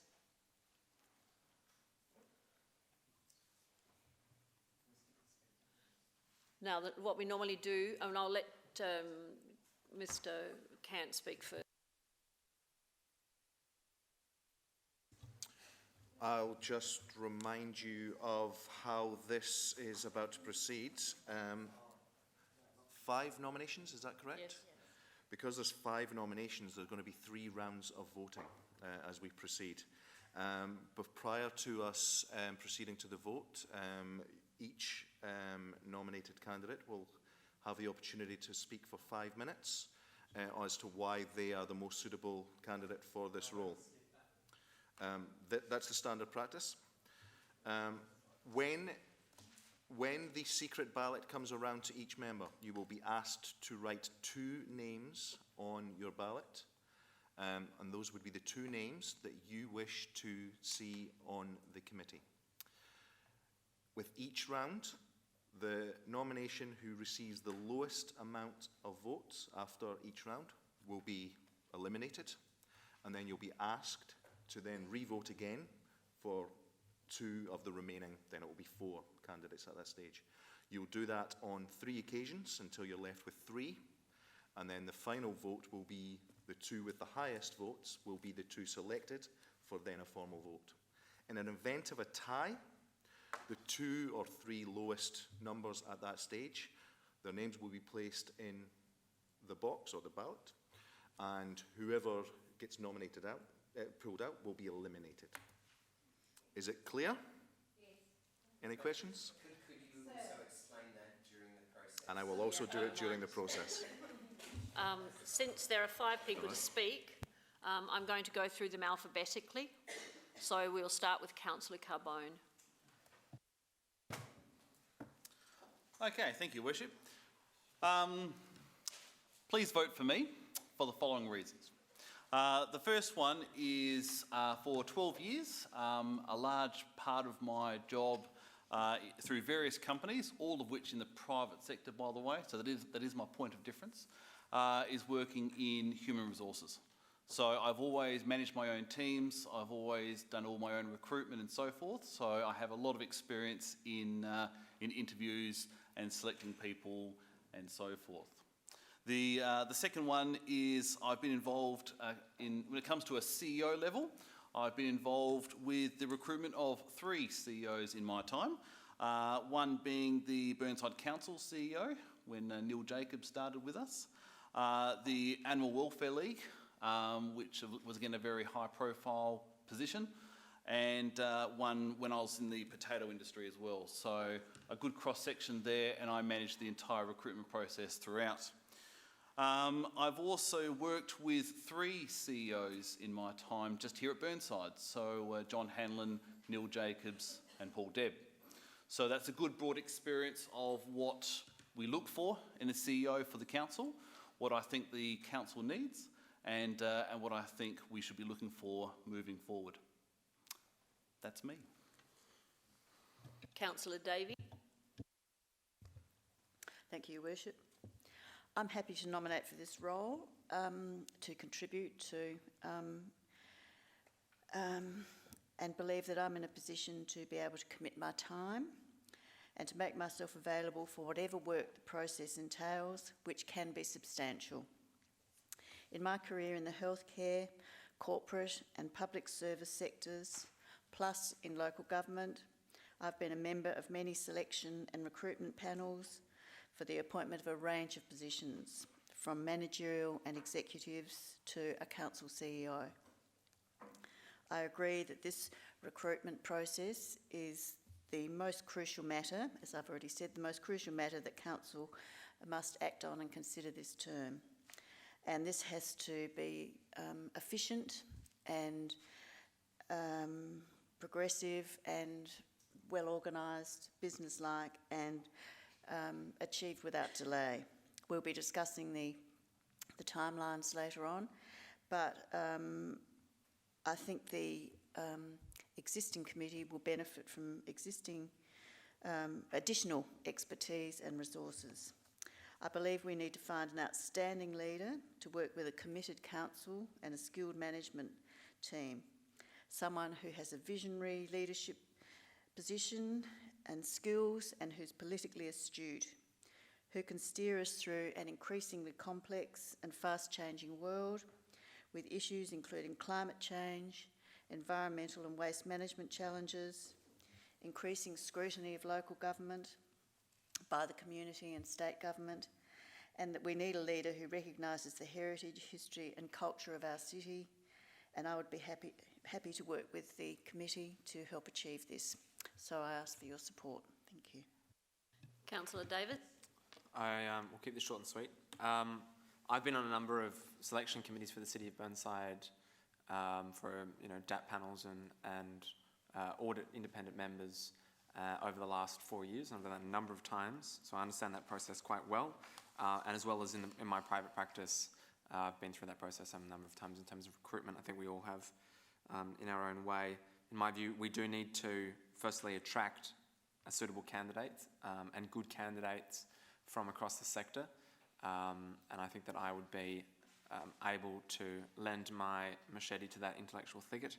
And I think that I could serve the committee well. And I seek your support in this.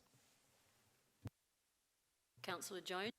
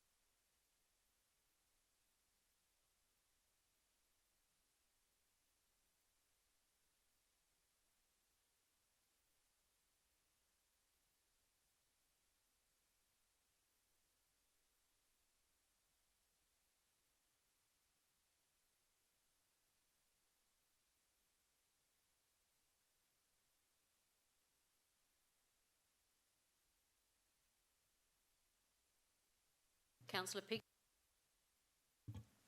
Well, actually, I'm going to claim 30 years of working in business as well.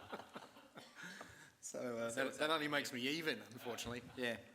Look, I wrote down 4 things. One is I have had a senior management role for, unfortunately it is pushing 30 years.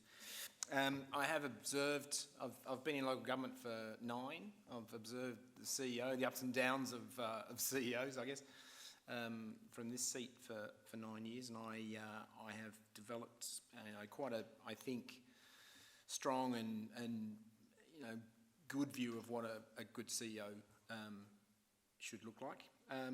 I have a proactive attitude to this process, although I think I've demonstrated by really running this, and a couple of things I did last meeting as well, is that I am activated, I suppose, by getting this right. We do need to get this right. And the fourth thing I feel I bring to it is that I actually am a extremely positive member of a committee. I think I do bring certain skills that actually lead to the overall good working of the committee.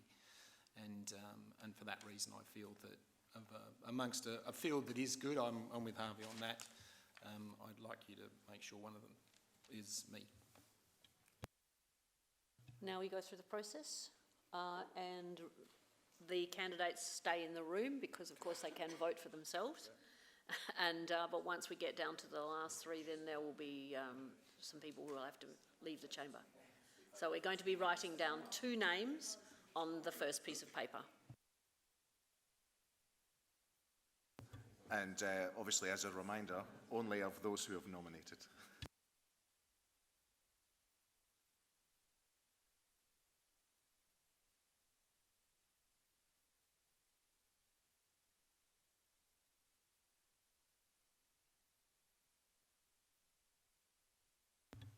Matt will circle the room again and collect them from you. So please fold them over and put them in.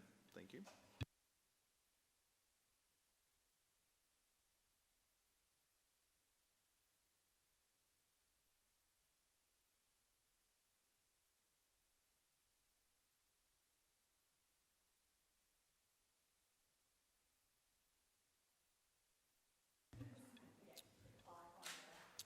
Has everyone put it in the bowl for the first round? So we should have 12 bits of paper, which Michelle is about to confirm for me. 12 mics not available. 12 mics not here. And we should have 24 names, which we will read out. A reminder that the lowest after this round will be eliminated. There's 12 in here. We have Councillor Pigott and Councillor Davis. Councillor Carbone and Councillor Pigott.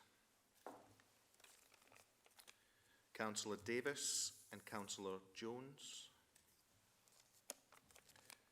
Councillor Pigott and Councillor Jones.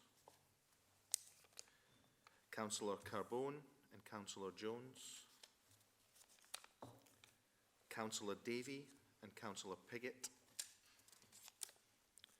Councillor Jones and Councillor Davis, and thank you for the smiley face. Councillor Jones and Councillor Carbone.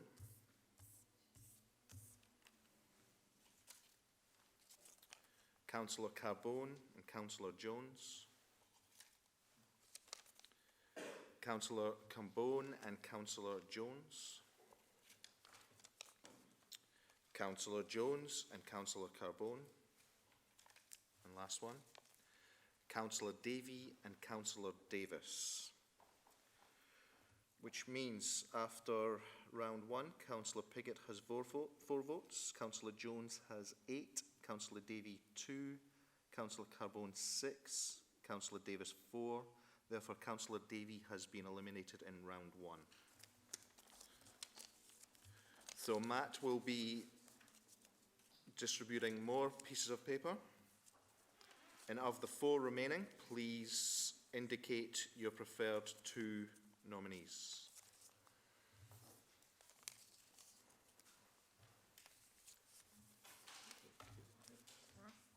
That's the one.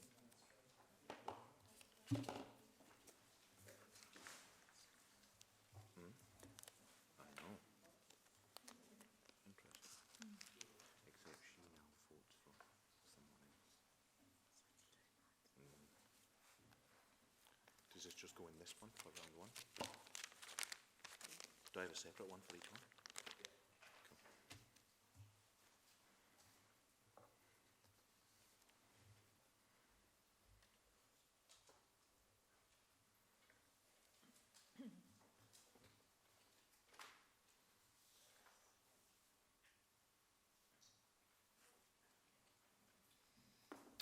Thank you, Matt.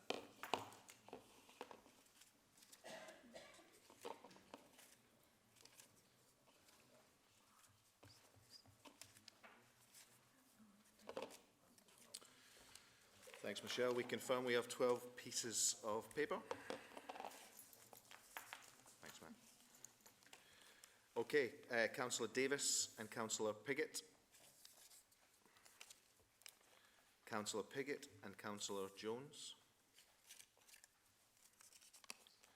Councillor Davis, Councillor Jones, and this time we have a flower and a bee. Councillor Piggott and Councillor Jones. Councillor Carbone, Councillor Jones. Councillor Piggott, Councillor Davis. Councillor Harvey Jones and Henry Davis, Councillor Davis. Very informal. Councillor Jones and Councillor Carbone.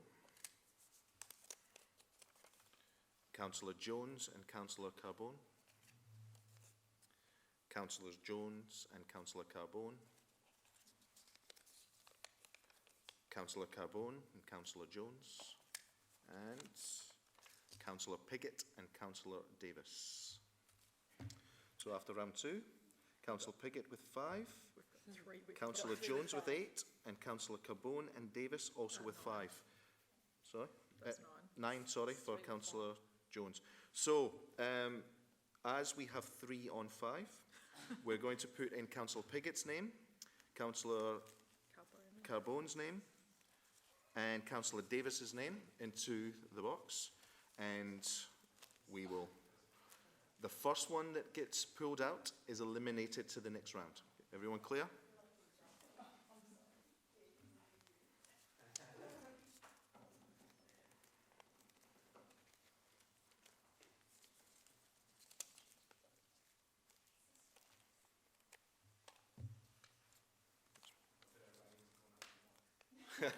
How many are watching? Michelle, can you please? Stir them around. I only have one. Councillor Davis is eliminated.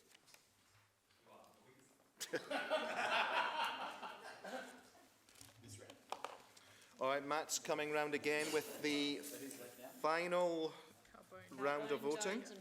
You are now voting for 2, and it's the 2 with the highest number who will then go into the final motion for you to vote on. So as a reminder, you are voting for Councillor Piggott, Councillor Jones, and Councillor Carbone.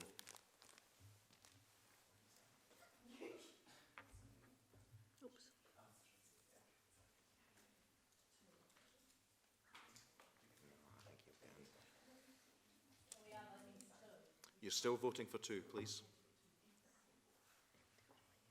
Yeah, 100%. No, they don't have to back like that.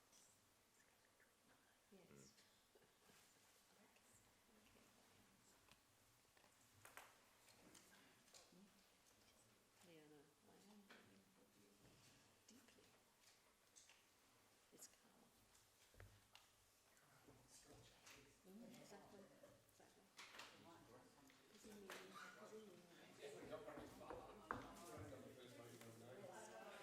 There's 5 votes now to be spread. No, but I don't want to be. I would love it to be a unanimous decision. No, that's right. Yeah, that's right, exactly. 10, 11, 12, yeah. Okay, thank you, Michelle. First one, Councillor Jones and Councillor Carbone. Councillor Piggott and Councillor Jones. Councillor Jones and Councillor Piggott. Councillor Piggott, Councillor Jones, and a love heart with Barry's name in it. I assume that's Big Barry the koala.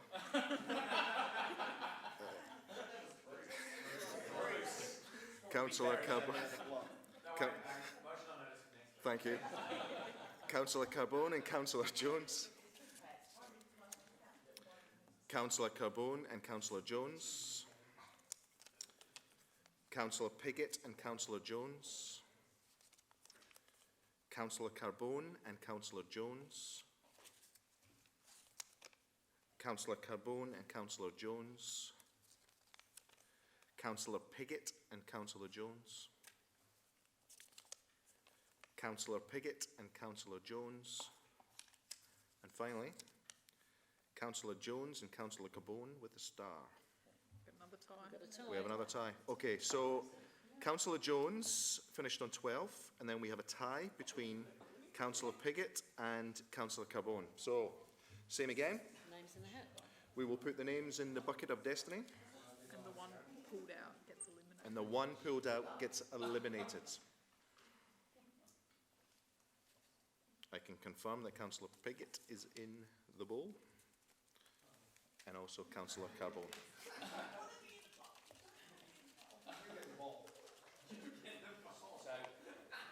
So whoever gets pulled out is eliminated, the other person's in. Don't hold this against me. I got one. Councillor Carbone is eliminated.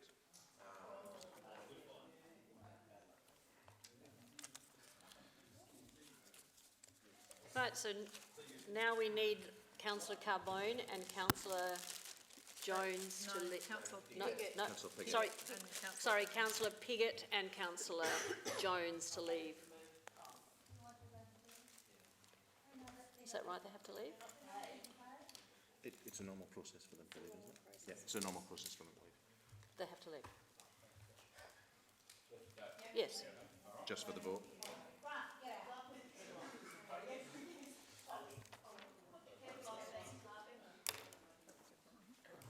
I am going to seek a motion after this is over for a break. Right. Now, we need to enter in the name, we've done that, Councillor Jones and Councillor Piggott be elected to the CEO committee. Do we need to also have number 4 in that motion as well? Otherwise, we haven't included Rob, item 4. Put number 4 in there as number 3. Make that number 3. The meeting quorum requirements remain the same.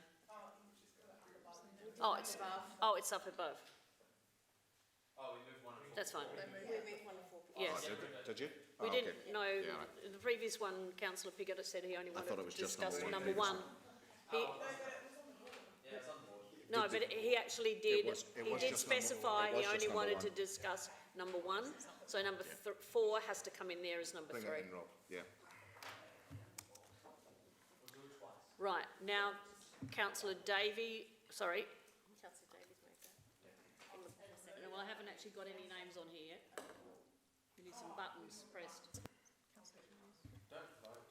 No, I'm doing this. Councillor Hughes, do you wish to move? I will move, I will not speak. Okay. And a seconder?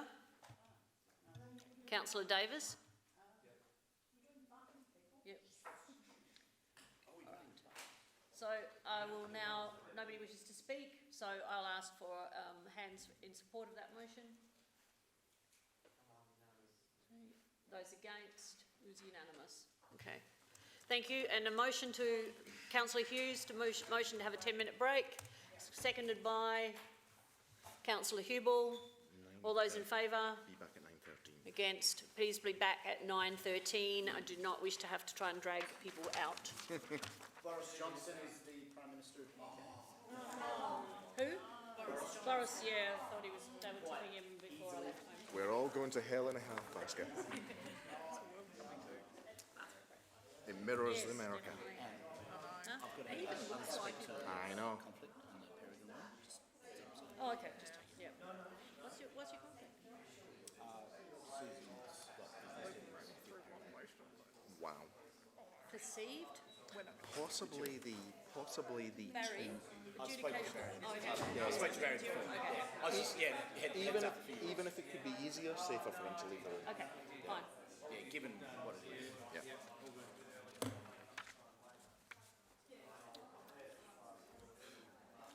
Have we got, is there anything that has to be done tonight? Yes. Is it wrong that I'm asking that question? Do we need this one? It will just expire. So we don't have to, it will just expire. Timing on that?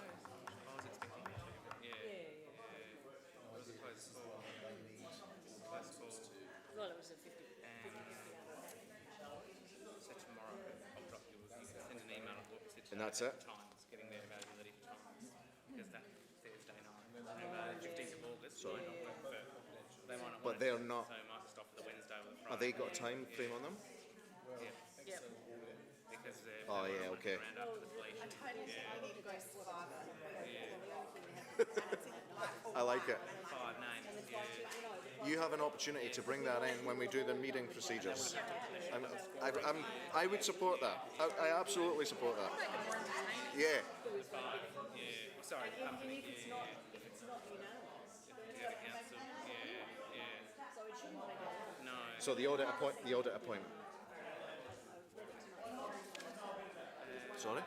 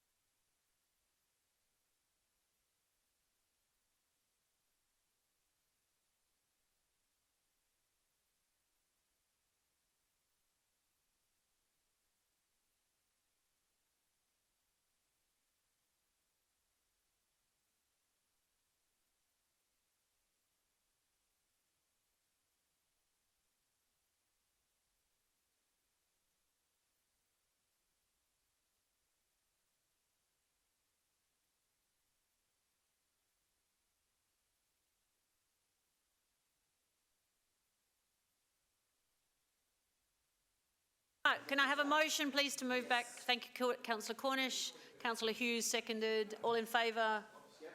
Thank you. I need to say to you now, if by 10 p.m. we have not got to 13.1, then we are going to go to 13.1 because that one has to be done tonight, and we will then follow directly with the 2 confidentials that also must be done tonight. So I just ask you to, if you do not necessarily need to speak because you can see that the support is going to go in a certain way, then unless you object violently to it, then please can we get through this as efficiently as possible. Okay, we are now going to 10 point... No, we'll just go through the order at the moment and we'll see how we go for time, okay? So we're moving to the first one is assets. Councillor Jones, 10.2. Do I need to read it out? Can I declare a real conflict Yes, of interest for please, this Councillor item? Hubel. My wife has currently in business dealings with Peregrine Corporation, Okay. so I'm going to remove myself from the chamber. Right, so you're declaring a material conflict Material of interest. conflict, sorry, Okay, yes. thank you. Right, now Councillor Jones, go ahead. So I have, thanks to the input of Councillor Davies, slightly amended this motion to just refer to generic commercial, rather than singling anybody out. Look, the reason I'm proposing this motion is, as we know, there is a proposal for a helipad in Kensington, and Kensington, as we know, is pretty much surrounded on 3 sides by Burnside. And I think it's going to cause, one, it is a danger to public safety, and 2, given where we know it's going to be flying to, Tailem Bend, it's going to cause misery through the noise pollution to the citizens of Burnside. So that's why I am against it. Now, as we know, it's in Norwood, and the Mayor of Norwood has said he thinks it's a bad idea. I know that Councillor Mex, who's in the Kensington ward, has said she thinks it's a bad idea. There are other Norwood councillors have said it's a bad idea. Now, I think if it was up to the councillors of Norwood, they would knock it on the head. But as we know, it's not. It'll be considered by the state government. And therefore, I don't feel that we are interfering in Norwood's business. I think we are telling the state government what we as citizens of Burnside think. And we saw at the Heritage Forum last week that, if we stand up in Burnside and say what we think, they do actually pay attention to us. And that this decision won't just get railroaded through. And it's our chance to have a voice to say, no, we think this is a bad idea, it's unsafe, it's noisy. Now, the way of doing that is because obviously they have identified our green space as potential landing zones, and I think we can object to it and say to the state government, we don't think this is on. Kensington Park Reserve, we're told that the helicopter flights will only be in daylight, and we know during daylight hours it's used by the school, and when it's not being used by the school, it's used by all manner of people around the place. It's just simply, it's an outrageous suggestion that they should just be able to, without a by your leave, use our open space to land helicopters in. So that's really where I'm coming from. It's a chance for us to, as I do understand that in an emergency, a helicopter is going to land wherever it needs to land. But I just don't think it's a good idea having a helicopter in the middle of a suburban residential area, because, it's the risks are very, very high, and I think we should say to the state government, we don't want it. So I do hope you will support the motion. Councillor Day, you wish to second? Thank you, Your Worship. Yes, I'm very happy to second this motion. I thank Councillor Jones for his motion. And I think it's an opportunity for us to clarify our council's expectations on behalf of our community, our residents, student, business, and visiting population, primarily for their health, safety and residential amenity. I don't support private and commercial helicopter activity in the city of Burnside. There's no evidence of the need for this. We have a superb transport network on our roads and via Adelaide Airport, which isn't really that far away across town. And I'm happy that helicopter use be confined to Medivac, Army and all other emergency services aircraft used for emergencies only, as is currently the case. We frankly don't want or need to start this practice of helicopter use across our city for our private citizens or commercial and business operators. I think they can use the roads like everybody else. I hope you will support this motion to ensure we maintain the safety and amenity of everyone in the city. The risks of this are too great. Thanks. Councillor Piggott. Thank you, Mayor. I speak against this motion. I don't think we should vote this up. I do appreciate that it's less targeted at Peregrine, although the articles in the paper going for the previous week have already displayed exactly the motivation for this. But also the motion then only talks about Kensington Oval. It doesn't talk about any other any other places in the city of Burnside. It's clearly unless the second one does, perhaps. Apart from the second one, of course. I think what's clear here is that the two speakers to this motion have talked about they don't want helicopters, commercial helicopters, going across the city of Burnside. I'd be interested to know whether that's actually in our keeping. I suspect it's not. I think there's all sorts of, or there's other organisations and government bodies that get to decide whether you can fly a helicopter over the city of Burnside. And if you're allowed to do that, then I can't see us as a city standing on Kensington Oval with a helicopter with a catastrophic engine failure, waving to them to say they can't land there. It is just not going to happen, and nor it should. And whether that's a private helicopter or not a private helicopter, I just don't feel that it's appropriate for us to take a stand such as this. It's clearly aimed at a planning decision in a neighbouring council.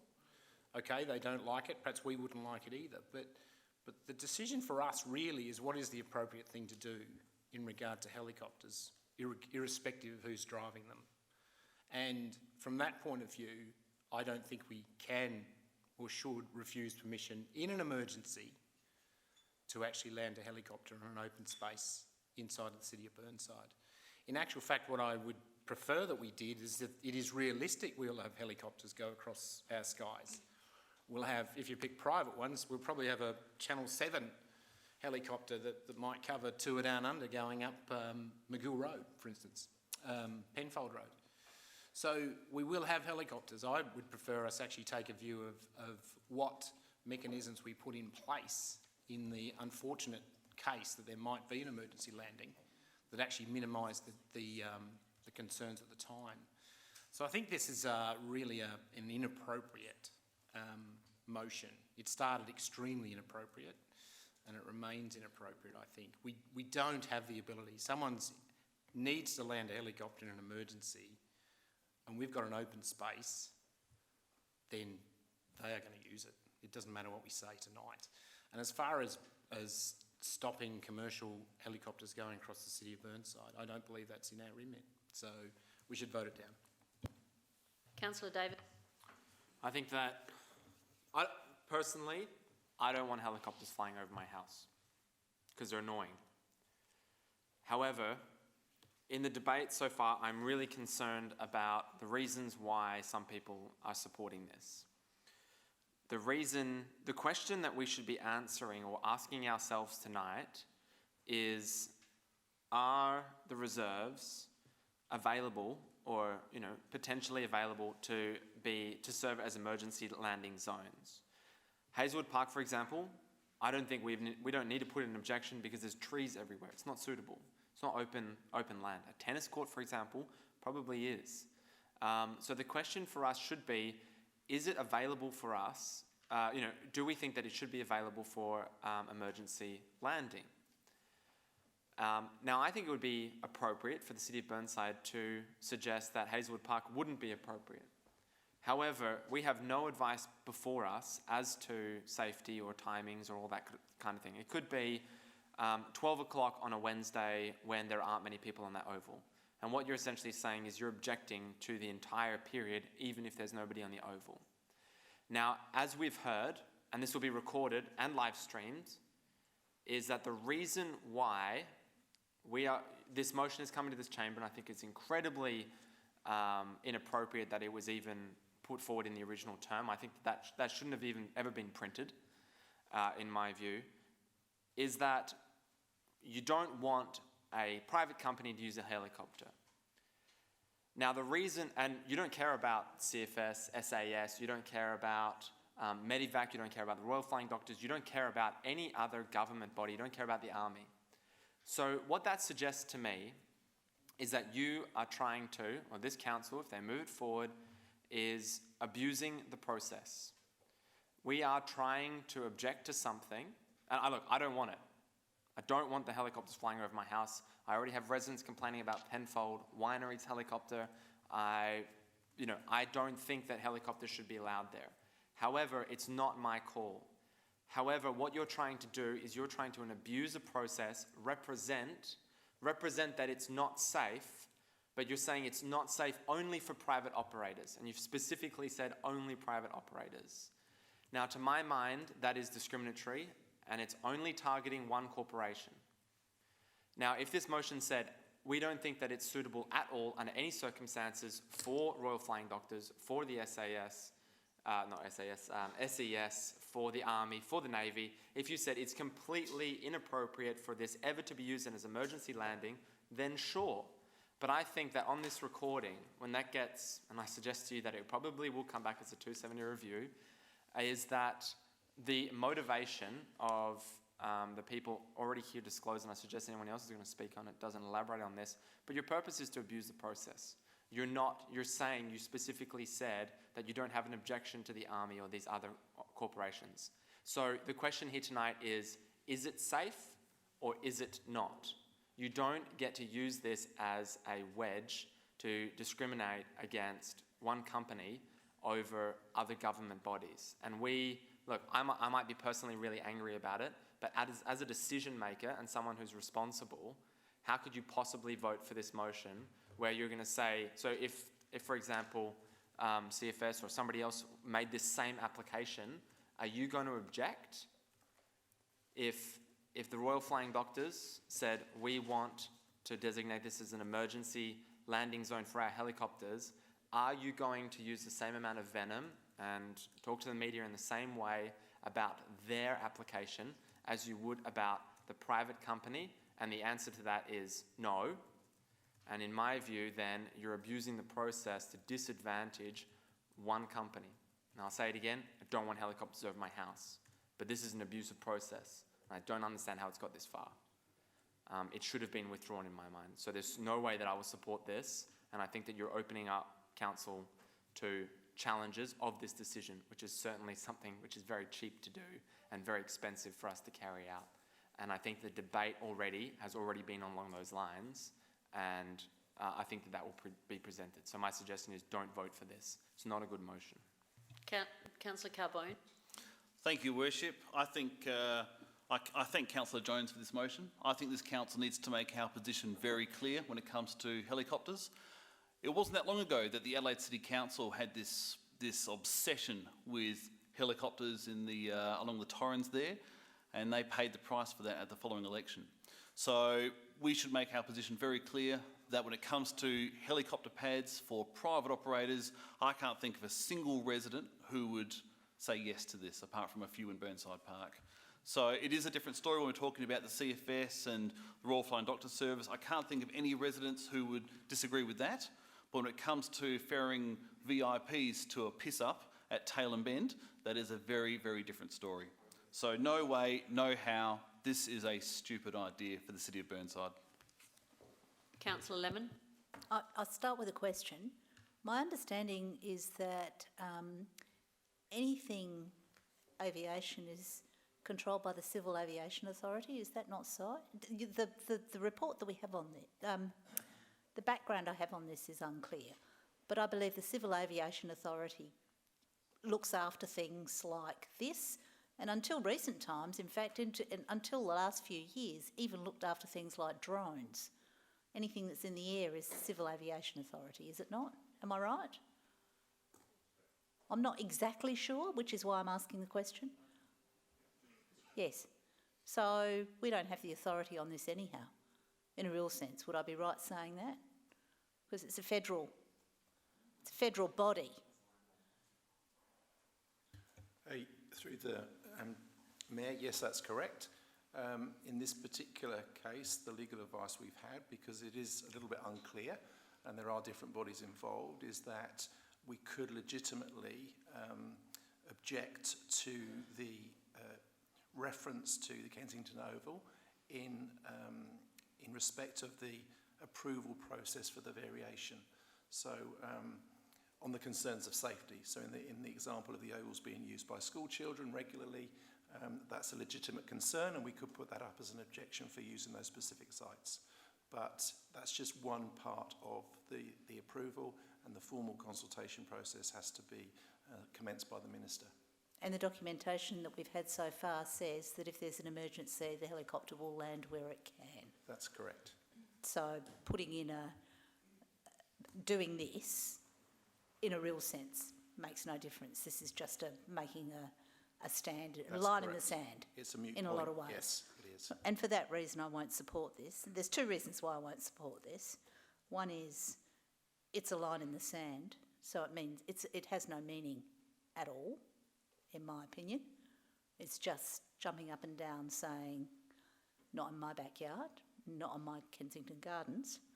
The second reason I won't support, and there's another reason I won't support, this has several reasons, but the second main one is this particular motion is not terribly well formulated in the sense that it says we will not approve emergency landings, but if you want to land and nip out and use our toilets, you're quite welcome to come. If it's a non-emergency landing, does that mean they can come? What we're saying is you can't land an emergency. You can't land here in an emergency. To me, that says, and you can anyhow, so it means nothing. But they could possibly land by putting this up as a motion, because it's not well written. It's not under any circumstances. It's just in an emergency. So you can imagine that you can probably come in a non-emergency if you've got, a good bottle of wine nearby, potentially, for your passengers. I too think that using helicopters in this way I wouldn't like them landing in Glenunga Ovals. I don't want this sort of thing to be going on anyhow, but I think what we can do is we can stand with our sister city Norwood and support them in advocating not to have a helipad in their city. And we can do that by writing to whoever makes the decisions in the state government, and we can do it in lots of different ways. Putting up a motion like this, I think, is puerile from my point of view. It is and was in the first instance discriminatory. It actually achieves nothing because a helicopter will land where it needs to, and it is actually being elitist in the sense that you're saying, we disapprove of this, we just think this is terrible. And I think that actually reflects very badly on this chamber and reflects very badly on us as spokespeople and decision makers for our residents, and this is not a path we should ever have gone down. I'm really sorry to see this motion, and I shan't be supporting it. Councillor Davey. Thank you, Worship. I have a question of the administration. Is not there a public notice or an opportunity at the moment for us to prepare a public environmental report, which is part of the consultation process for approval for a helicopter landing proposal in another council area. And would this not influence that public environmental report?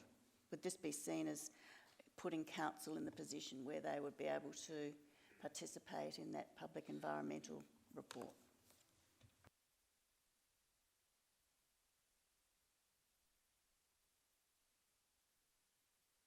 And that's in relation to an emergency management plan, which is, I guess, where Kensington Oval comes in. Through the chair, I'm just referring, sorry for the delay, I'm just referring back to some of the legal advice we've had on this.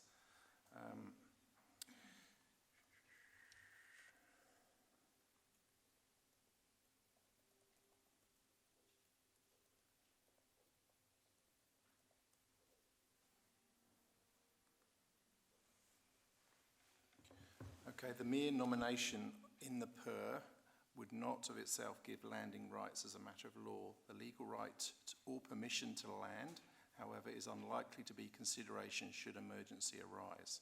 In any event, the Civil Aviation Safety Authority is the guidelines for establishing and operation of such a facility says there is nothing in the relevant requirements for the identification of suitable forced landing areas. The requirement for a commercial operator to identify such areas would seem to arise from the PER guidelines for critical assessment of aviation operations issued by the State Planning Commission for the preparation of the PER. On this basis, Council is entitled to make a submission against the identification of the reserve oval as emergency safe landing area as part of the consultation process. The consultation process hasn't commenced yet. In this example, Peregrine wrote to us to gauge our initial views. I understand the consultation period will be 30 days, at which point we will have an opportunity to present our concerns, but that hasn't started yet. So we do need to be a little bit careful in terms of this particular motion, because this does refer to the Council's ability to make an objection at the appropriate time, which will be when that consultation period takes place. So is that advice to us all? To all? Yes? Yeah. Yes, that's right. Thank you. So how would we need to, just to follow up, how would we need to be careful? What would this, how would this negate the process? Okay. If Council approves this particular motion, certainly one would enable us to submit an objection to the nomination of those particular locations by Peregrine Association. And that basically will give Council or the administration the go-ahead to raise those objections to the relevant departments. So if it doesn't resolve that way, then we'd have to, presumably we wouldn't be able to provide that feedback during the consultation process without bringing it back. So there's no clear danger legally with the advice that we've been given if this were to be approved? Correct. Hughes. I have a question. Sorry, I just want to be clear. So the development application that has been put forward, this is an amendment to the application, but we are only commenting specifically on our site as an emergency landing, helicopter landing. Have we had, or can we have the opportunity to comment separately on the development, even though it sits outside our council area, but will be on the boundary of our council area? Has that been considered? Through the Mayor, to answer the first part of your question, yes, it is an amendment. Mr. Heinrich. Through the chair, so the SCAP, the State Commission Assessment Panel, has already approved a 7-storey, I was going to say dwelling and office building in Kensington on the corner of the Parade and Port Rush Roads. That approval has been secured. There has now been an application to amend that to facilitate helicopter landing on the roof of that building. Part of the process, it's not a regular development assessment process, it's a major development requiring a special document that Councillor Davey mentioned called the PER, or Public Environment Report, and the applicant is required as part of that report to say how it's going to deal with emergency situations. And that's what we're talking about, emergency situations. Where can this helicopter land if it has mechanical failure?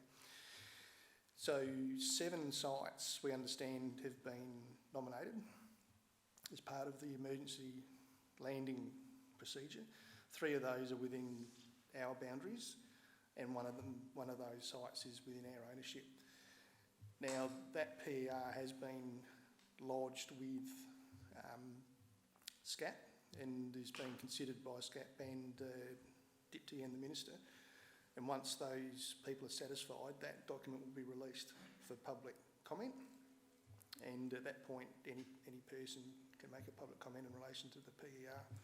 But that's only in relation to the emergency landing. What I'm asking is that change in the application or the variation in terms of that application that they've made, will that go back out for some form of consultation as a separate issue? Does that make, everyone's giving through the chair, the only thing that will be subject to public consultation is this PER. Okay. And that includes the applicant's plans for dealing with emergencies. So any person can make a comment when that's released for public consultation. Now, we're not entirely sure when that will be. We think August.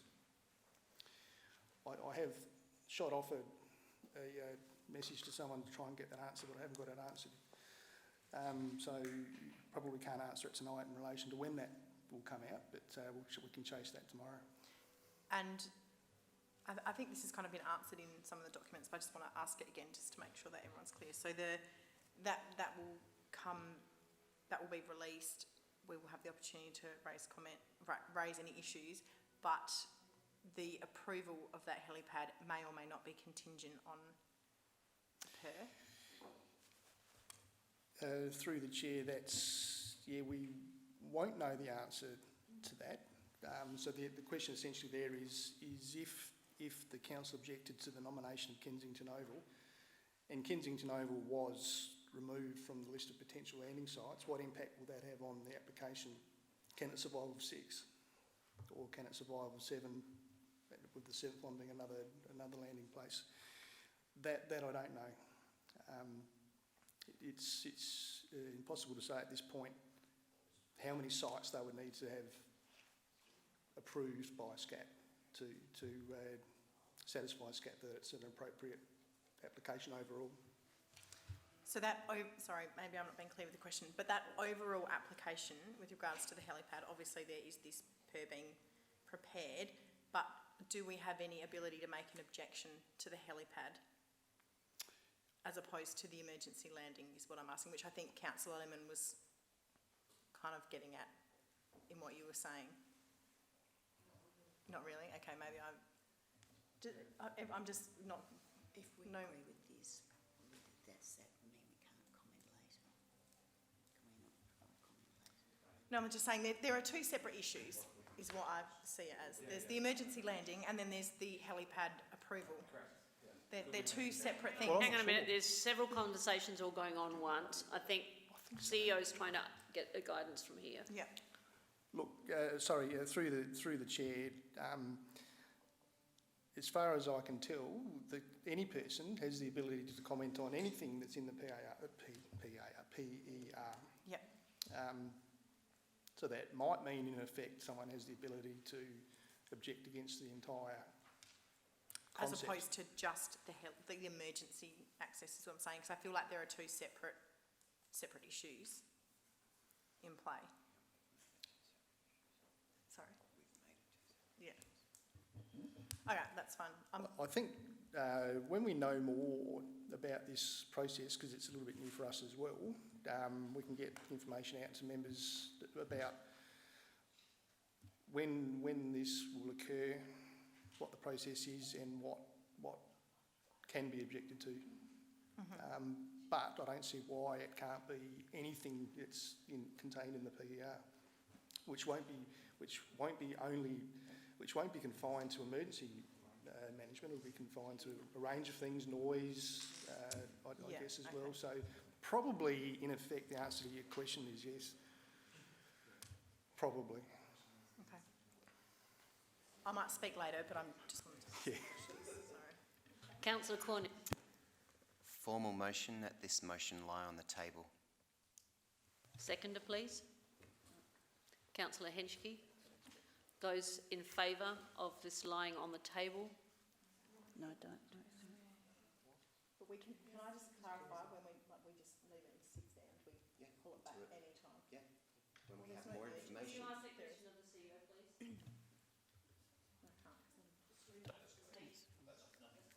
Yeah. What was the question? All right, so can now pull it- we we'll can just, pull it can I off the get you to table at raise any your hands time. again, those who are in favour of the motion being kept later on the table? 1, 2, 3, 4, 5, and it will be a 5. Those against? Is it 6, 5? No, it's 5 and 5.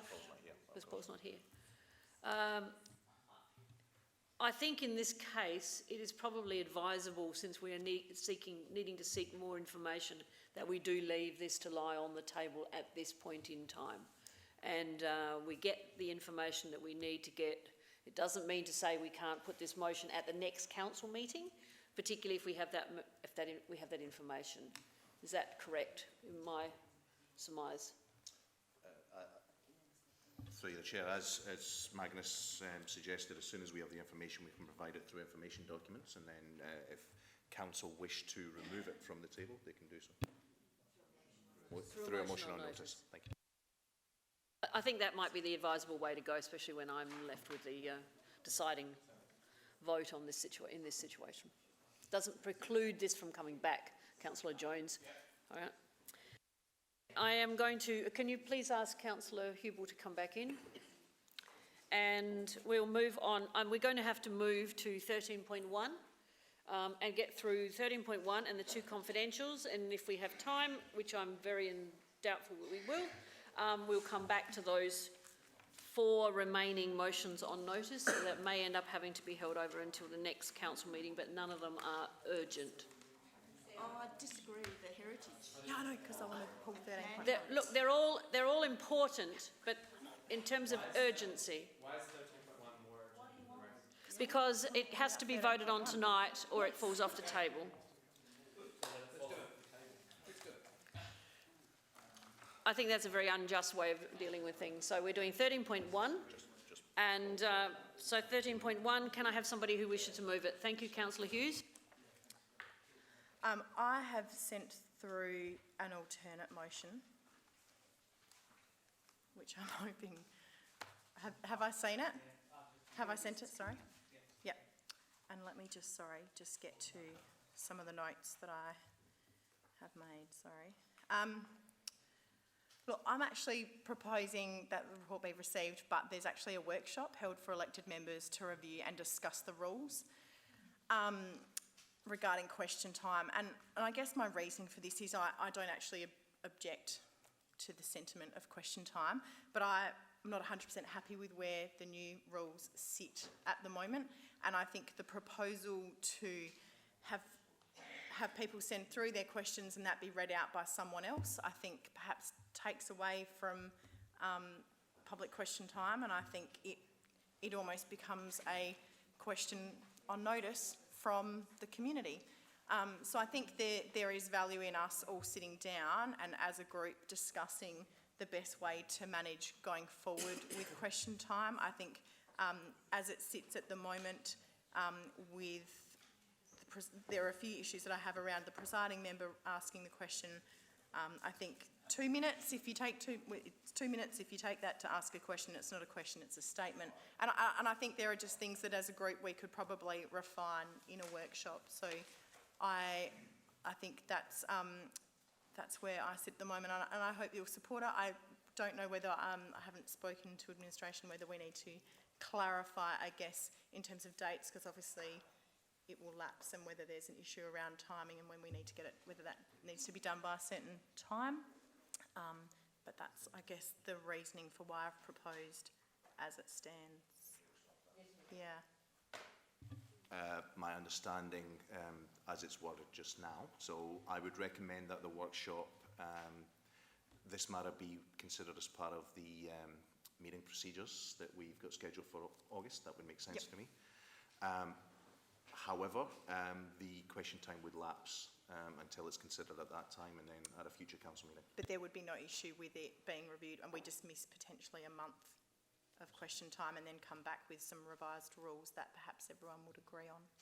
While I accept your consideration, one of the reasons that the administration put it up was that it was provided us with an opportunity to just trial the alternative way, and that would give us some options when it came to the discussion. But I'm happy, and yeah, don't take it like that. I'm very happy with what you've proposed. I do not have an issue with that. Yeah, I think we've trialled 6 months of something, and I think it's been great that we've identified some of the issues that we have seen in those 6 months, and I think some of the changes would go some way to change that. But I think, you know, as a group, it would be probably of value sitting down and talking about the things that have worked and haven't worked, and how we can really come up with a way to make it, you know, the best possible outcome for the community, so that we all get value out of that time in the meeting. Thank you. Councillor Carbone.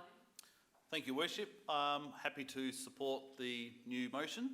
I'm a big supporter of public question time. What disappoints me often in this chamber is we all say things during election time like being open, being transparent, boosting resident engagement. We all sort of use these terms, but then we speak against things like public question time. So big supporter. I was concerned about the rules being a bit sterile. It becomes virtually a question, you know, that they just email or get an answer back. I mean, there's no point them coming here. It did restrict people in asking perhaps follow-up questions, or maybe questions they thought of on the night after hearing some discussion and so forth. It needs to be real. It needs to be active. So big support of question time. Big concerns about the new rules. So this is a great way to resolve those issues and keep it going. Councillor Piggott. Actually, I feel we should make an amendment. I'd like to propose an amendment that number 2 of the original motion goes back in, that we just continue through rather than stopping tonight and starting again, or not, as the case may be. I think that would be an appropriate way to go. Does that work? Sorry. Just had approval for that. I'm not necessarily a huge convert to public question time, and I think while we do, I think we all would like to be transparent as much as we possibly could. I feel that it's public question time can be symbolic, but actually not achieve particularly much in that line. Having said that, I am supportive that it does continue. We've had a mixed bag, I would say. We have had residents turn up with relatively small issues that they presented, and I assume actually not necessarily that you know they got a result from it.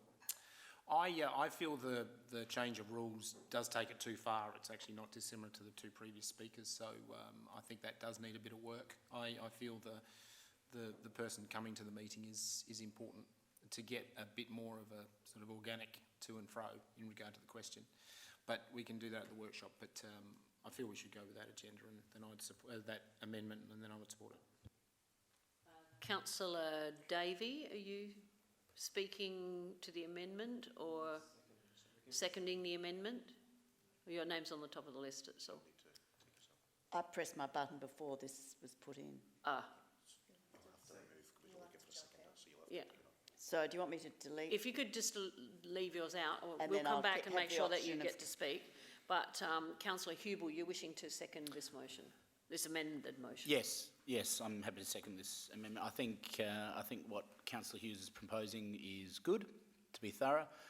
But I think it's important that I think it's important that question time continues in the meantime. I think if it was to lapse and stop pending a review, that from Public Joe's perception, we've gotten rid of it. And I think that's not the look that we intend, or we should be putting out there. So yes, I support this amendment. Councillor Hench. Thank you, Mayor. Just a minor amendment, a word or two. Yeah, that in addition to a workshop, that a report be prepared. Is that a major amendment? Right. Well, an information document? No? Because there's just so much information on public question time and different approaches. Can I just suggest that we've been provided with quite a lot of information already, and through this report for tonight, and that there will be additional opportunities for people to do their own investigation and discussion and finding out and asking questions, and that should come out in our workshop.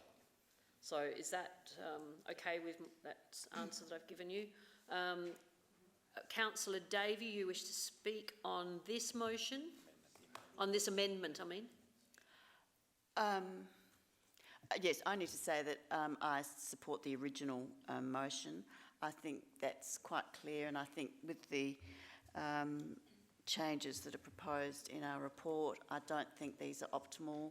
I think we as a council must sit down and workshop what we actually want. There's so many different views around the chamber about question time and how council meetings are run. I don't think we've had an opportunity to sit down and really nut these through.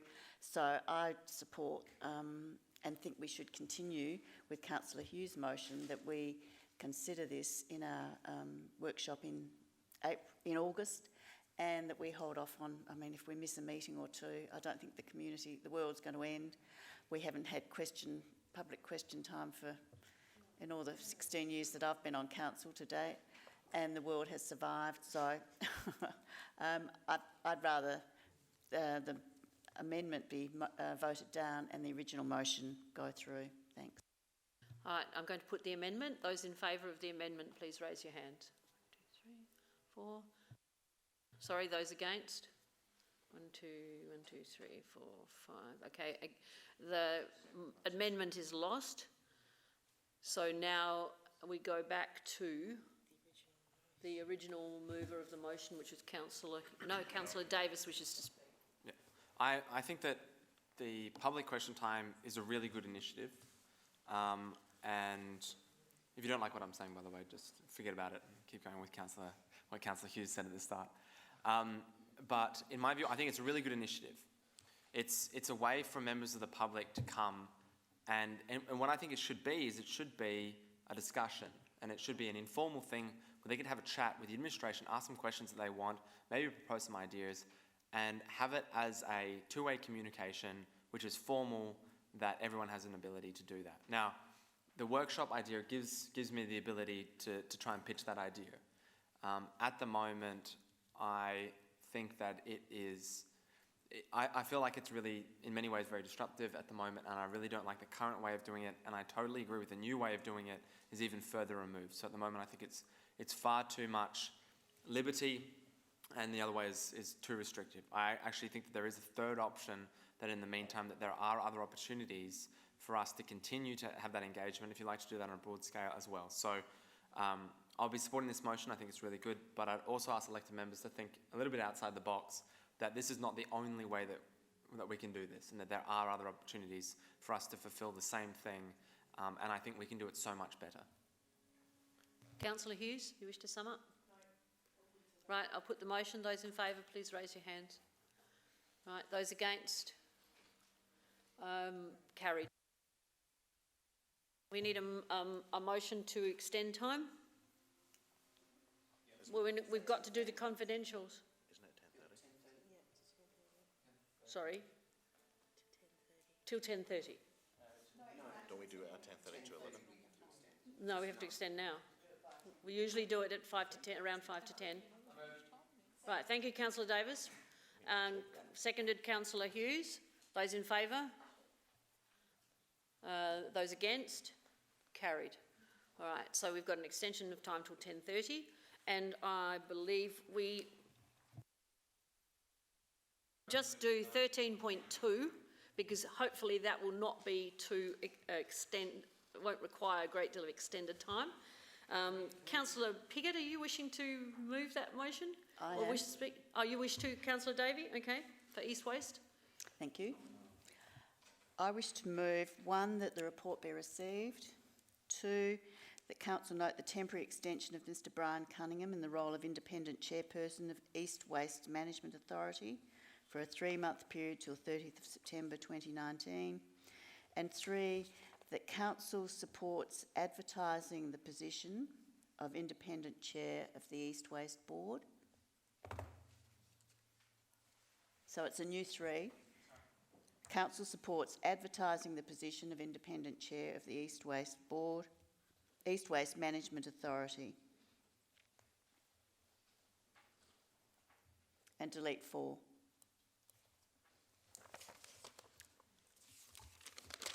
So I've moved this this way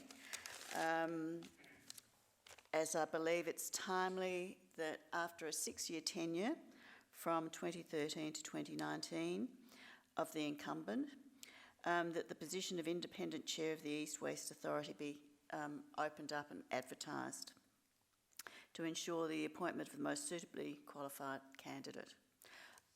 Mr Cunningham might well be the best candidate around. I don't think we should just roll the position over. The whole waste management industry has, along with the community it serves, massive challenges to ensure the industry operates at its optimal state.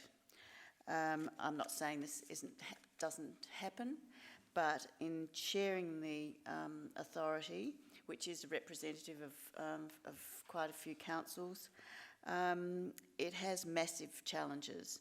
And I think that with these challenges, it's in the interests of good governance and good prudential management that the position is opened up and advertised, and of course the incumbent may apply. So I ask for your support for this, that Burnside supports this position. Thank you. Is there a seconder for this motion? Councillor Henschke. Yeah, I second it. Thank you. To speak? No. Question. We obviously are moving in this, well, we may move in this direction. If the other member councils move in accordance with the officer's recommendation, what happens?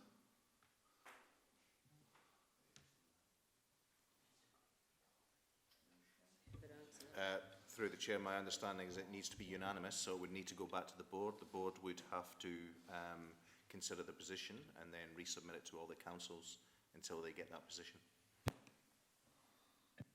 Councillor Piggott. I'm not sure there's any way of checking it right now. My understanding was it actually was a majority in regard to this point, but I'm not certain of that. Let's do it anyway, doesn't it? Yeah. I might change the thought processes of members, perhaps. Perhaps I could talk to this motion.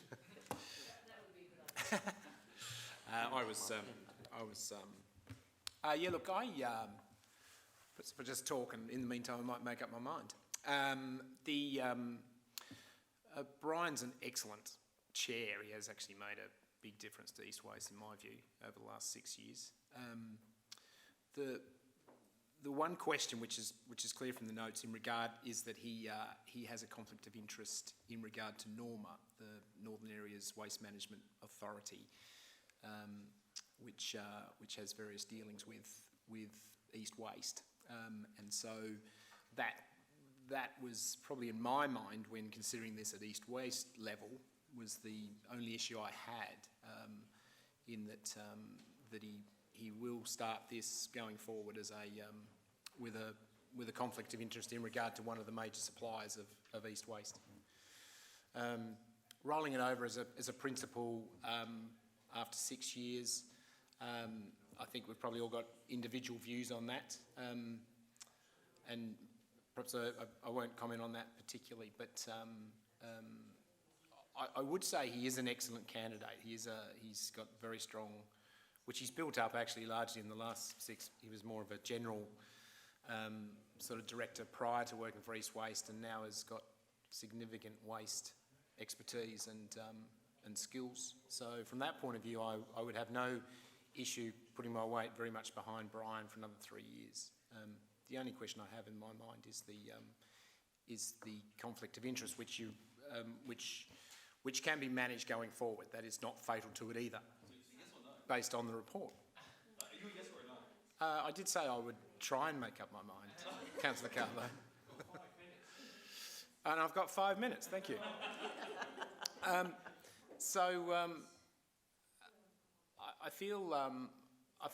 feel he is such an excellent candidate that I won't support this, because I do feel the market, having dealt with the conflict of interest issue, I would be surprised if there's anyone out there that would have a better knowledge of waste and East Waste than Brian Cunningham.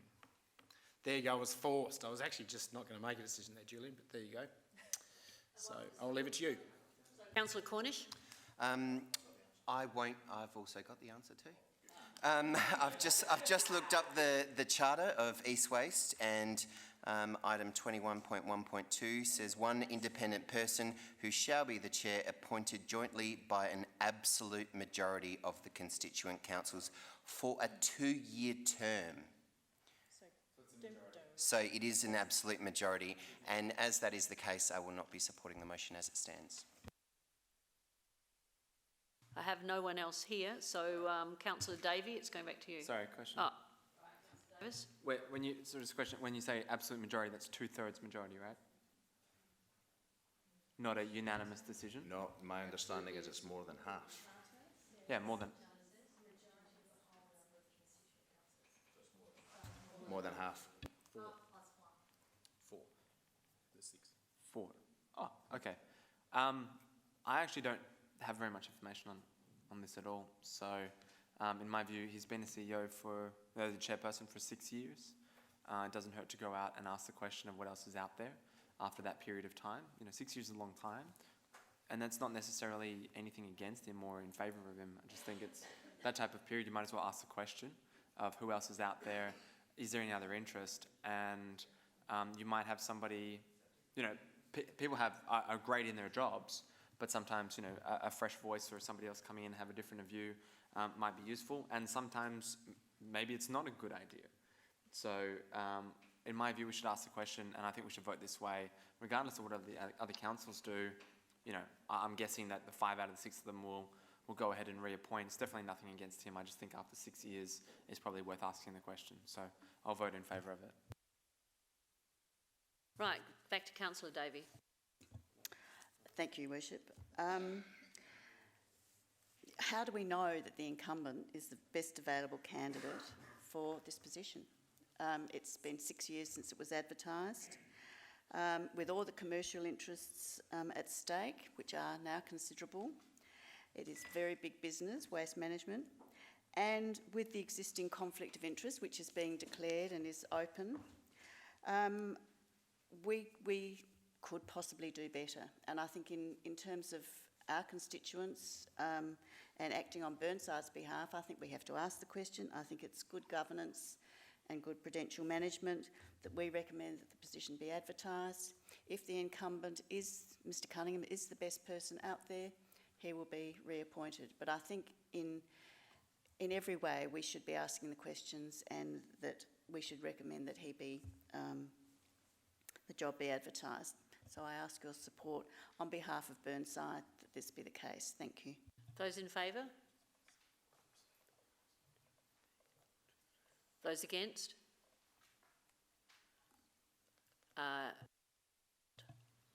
Now we're going to put the Councillor Piggott. Could I put the officer's recommendation, please? Can I second it? Speak on this, Councillor Piggott? No. Councillor Davis, you wish to second it? Right, councillor Cornish. Could I offer an amendment? A new item 4, that the City of Burnside requests that a full expression of interest occur in 2 years' time.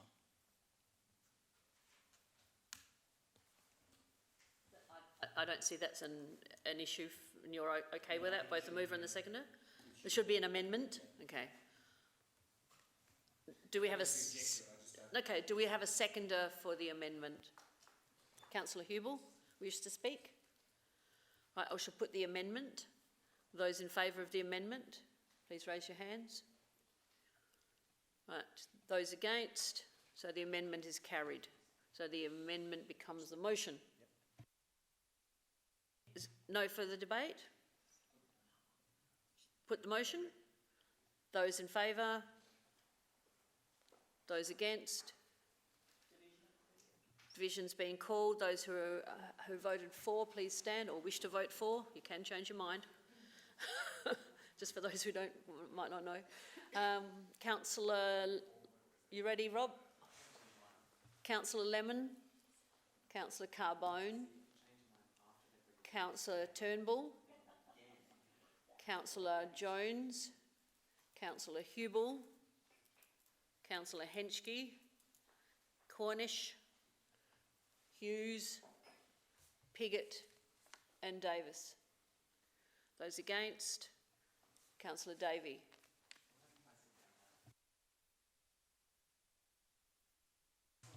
Right, we're now going to move to confidential items. So can I have a move into confidentiality, please? Thank you, Councillor Davis. For 19.2. We're going to go straight to 19.2. The 19.1 is not essential to be done tonight. We will go back to it if we have time. Okay, you're moving to, I thought Councillor Davis was, so you're seconding it. Thank you, Councillor. Do we need to read it out? No. At this point in time, we'll assume If you're at home and you'd like read. to read it, have a look. Okay. Well, no, we should. Well, we should, and for the sake of those who are at home, we should do so. If you're at and we home, will. download the agenda Okay? and read it. And for the journalist and anyone else who happens to have to clear the room. Ben's leaving. Pursuant to, no, you're going to read it, Councillor? No, I get to read it. It's Councillor my Davis. motion. If anyone's reading this motion, it's going to be me. Okay, I'll go fight for you it for then. it. Pursuant to Section 92 of the Local Government Act 1999, the Council orders that all members of the public, except the elected members of the City of Burnside, the Acting Chief Executive Officer, the General Manager Corporate Development, the General Manager Urban Community and Governance Officer, the Principal Executive Officer and the Group Manager of People and Administration on the basis that it will receive and consider Item 19.2, proposed plan and timetable for the recruitment and selection of the Chief Executive Officer and minutes of the CEO Recruitment, Performance Appraisal and Remuneration Review Committee, 15 July 2019. The Council is satisfied that pursuant to Section 93K of the Act, the information to be received, discussed and considered in relation to this agenda item attended to the supply of goods or the provision of services or the carrying out of works relating to the recruitment of the Chief Executive Officer. The Council is also satisfied that the agenda item contains information, the disclosure of which would reasonably be expected to confer a commercial advantage on a person whom the Council is proposing to conduct business with, or to prejudice the commercial position of the Council, and furthermore, the Council is satisfied that pursuant to Section 93B and K of the Act, the information relates to tenders for the provision of services to the Council. The principle that the meeting be conducted in a place open to the public has been outweighed in these circumstances because the disclosure of the information could reasonably be expected to be used by market competitors to achieve an advantage over the tenderer supplying the information, and because it relates to the tender for services to the Council, which tender has not yet been awarded. And thank you to Mrs. Bell. Thank you to Mrs. Bell for teaching me how to read.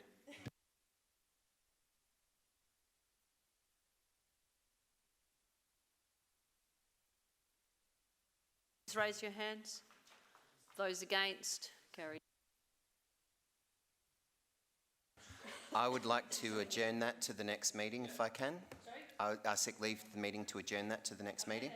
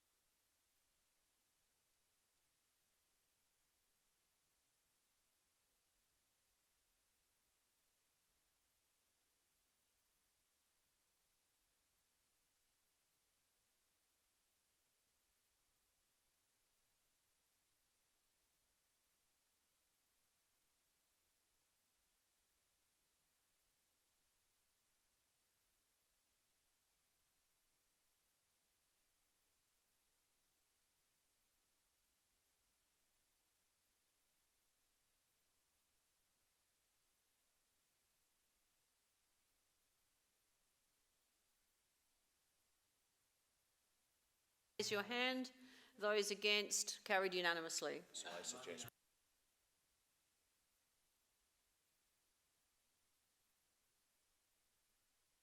My suggestion is that all the remaining items go to the next council meeting. Eastern Health? Eastern Health of 14. We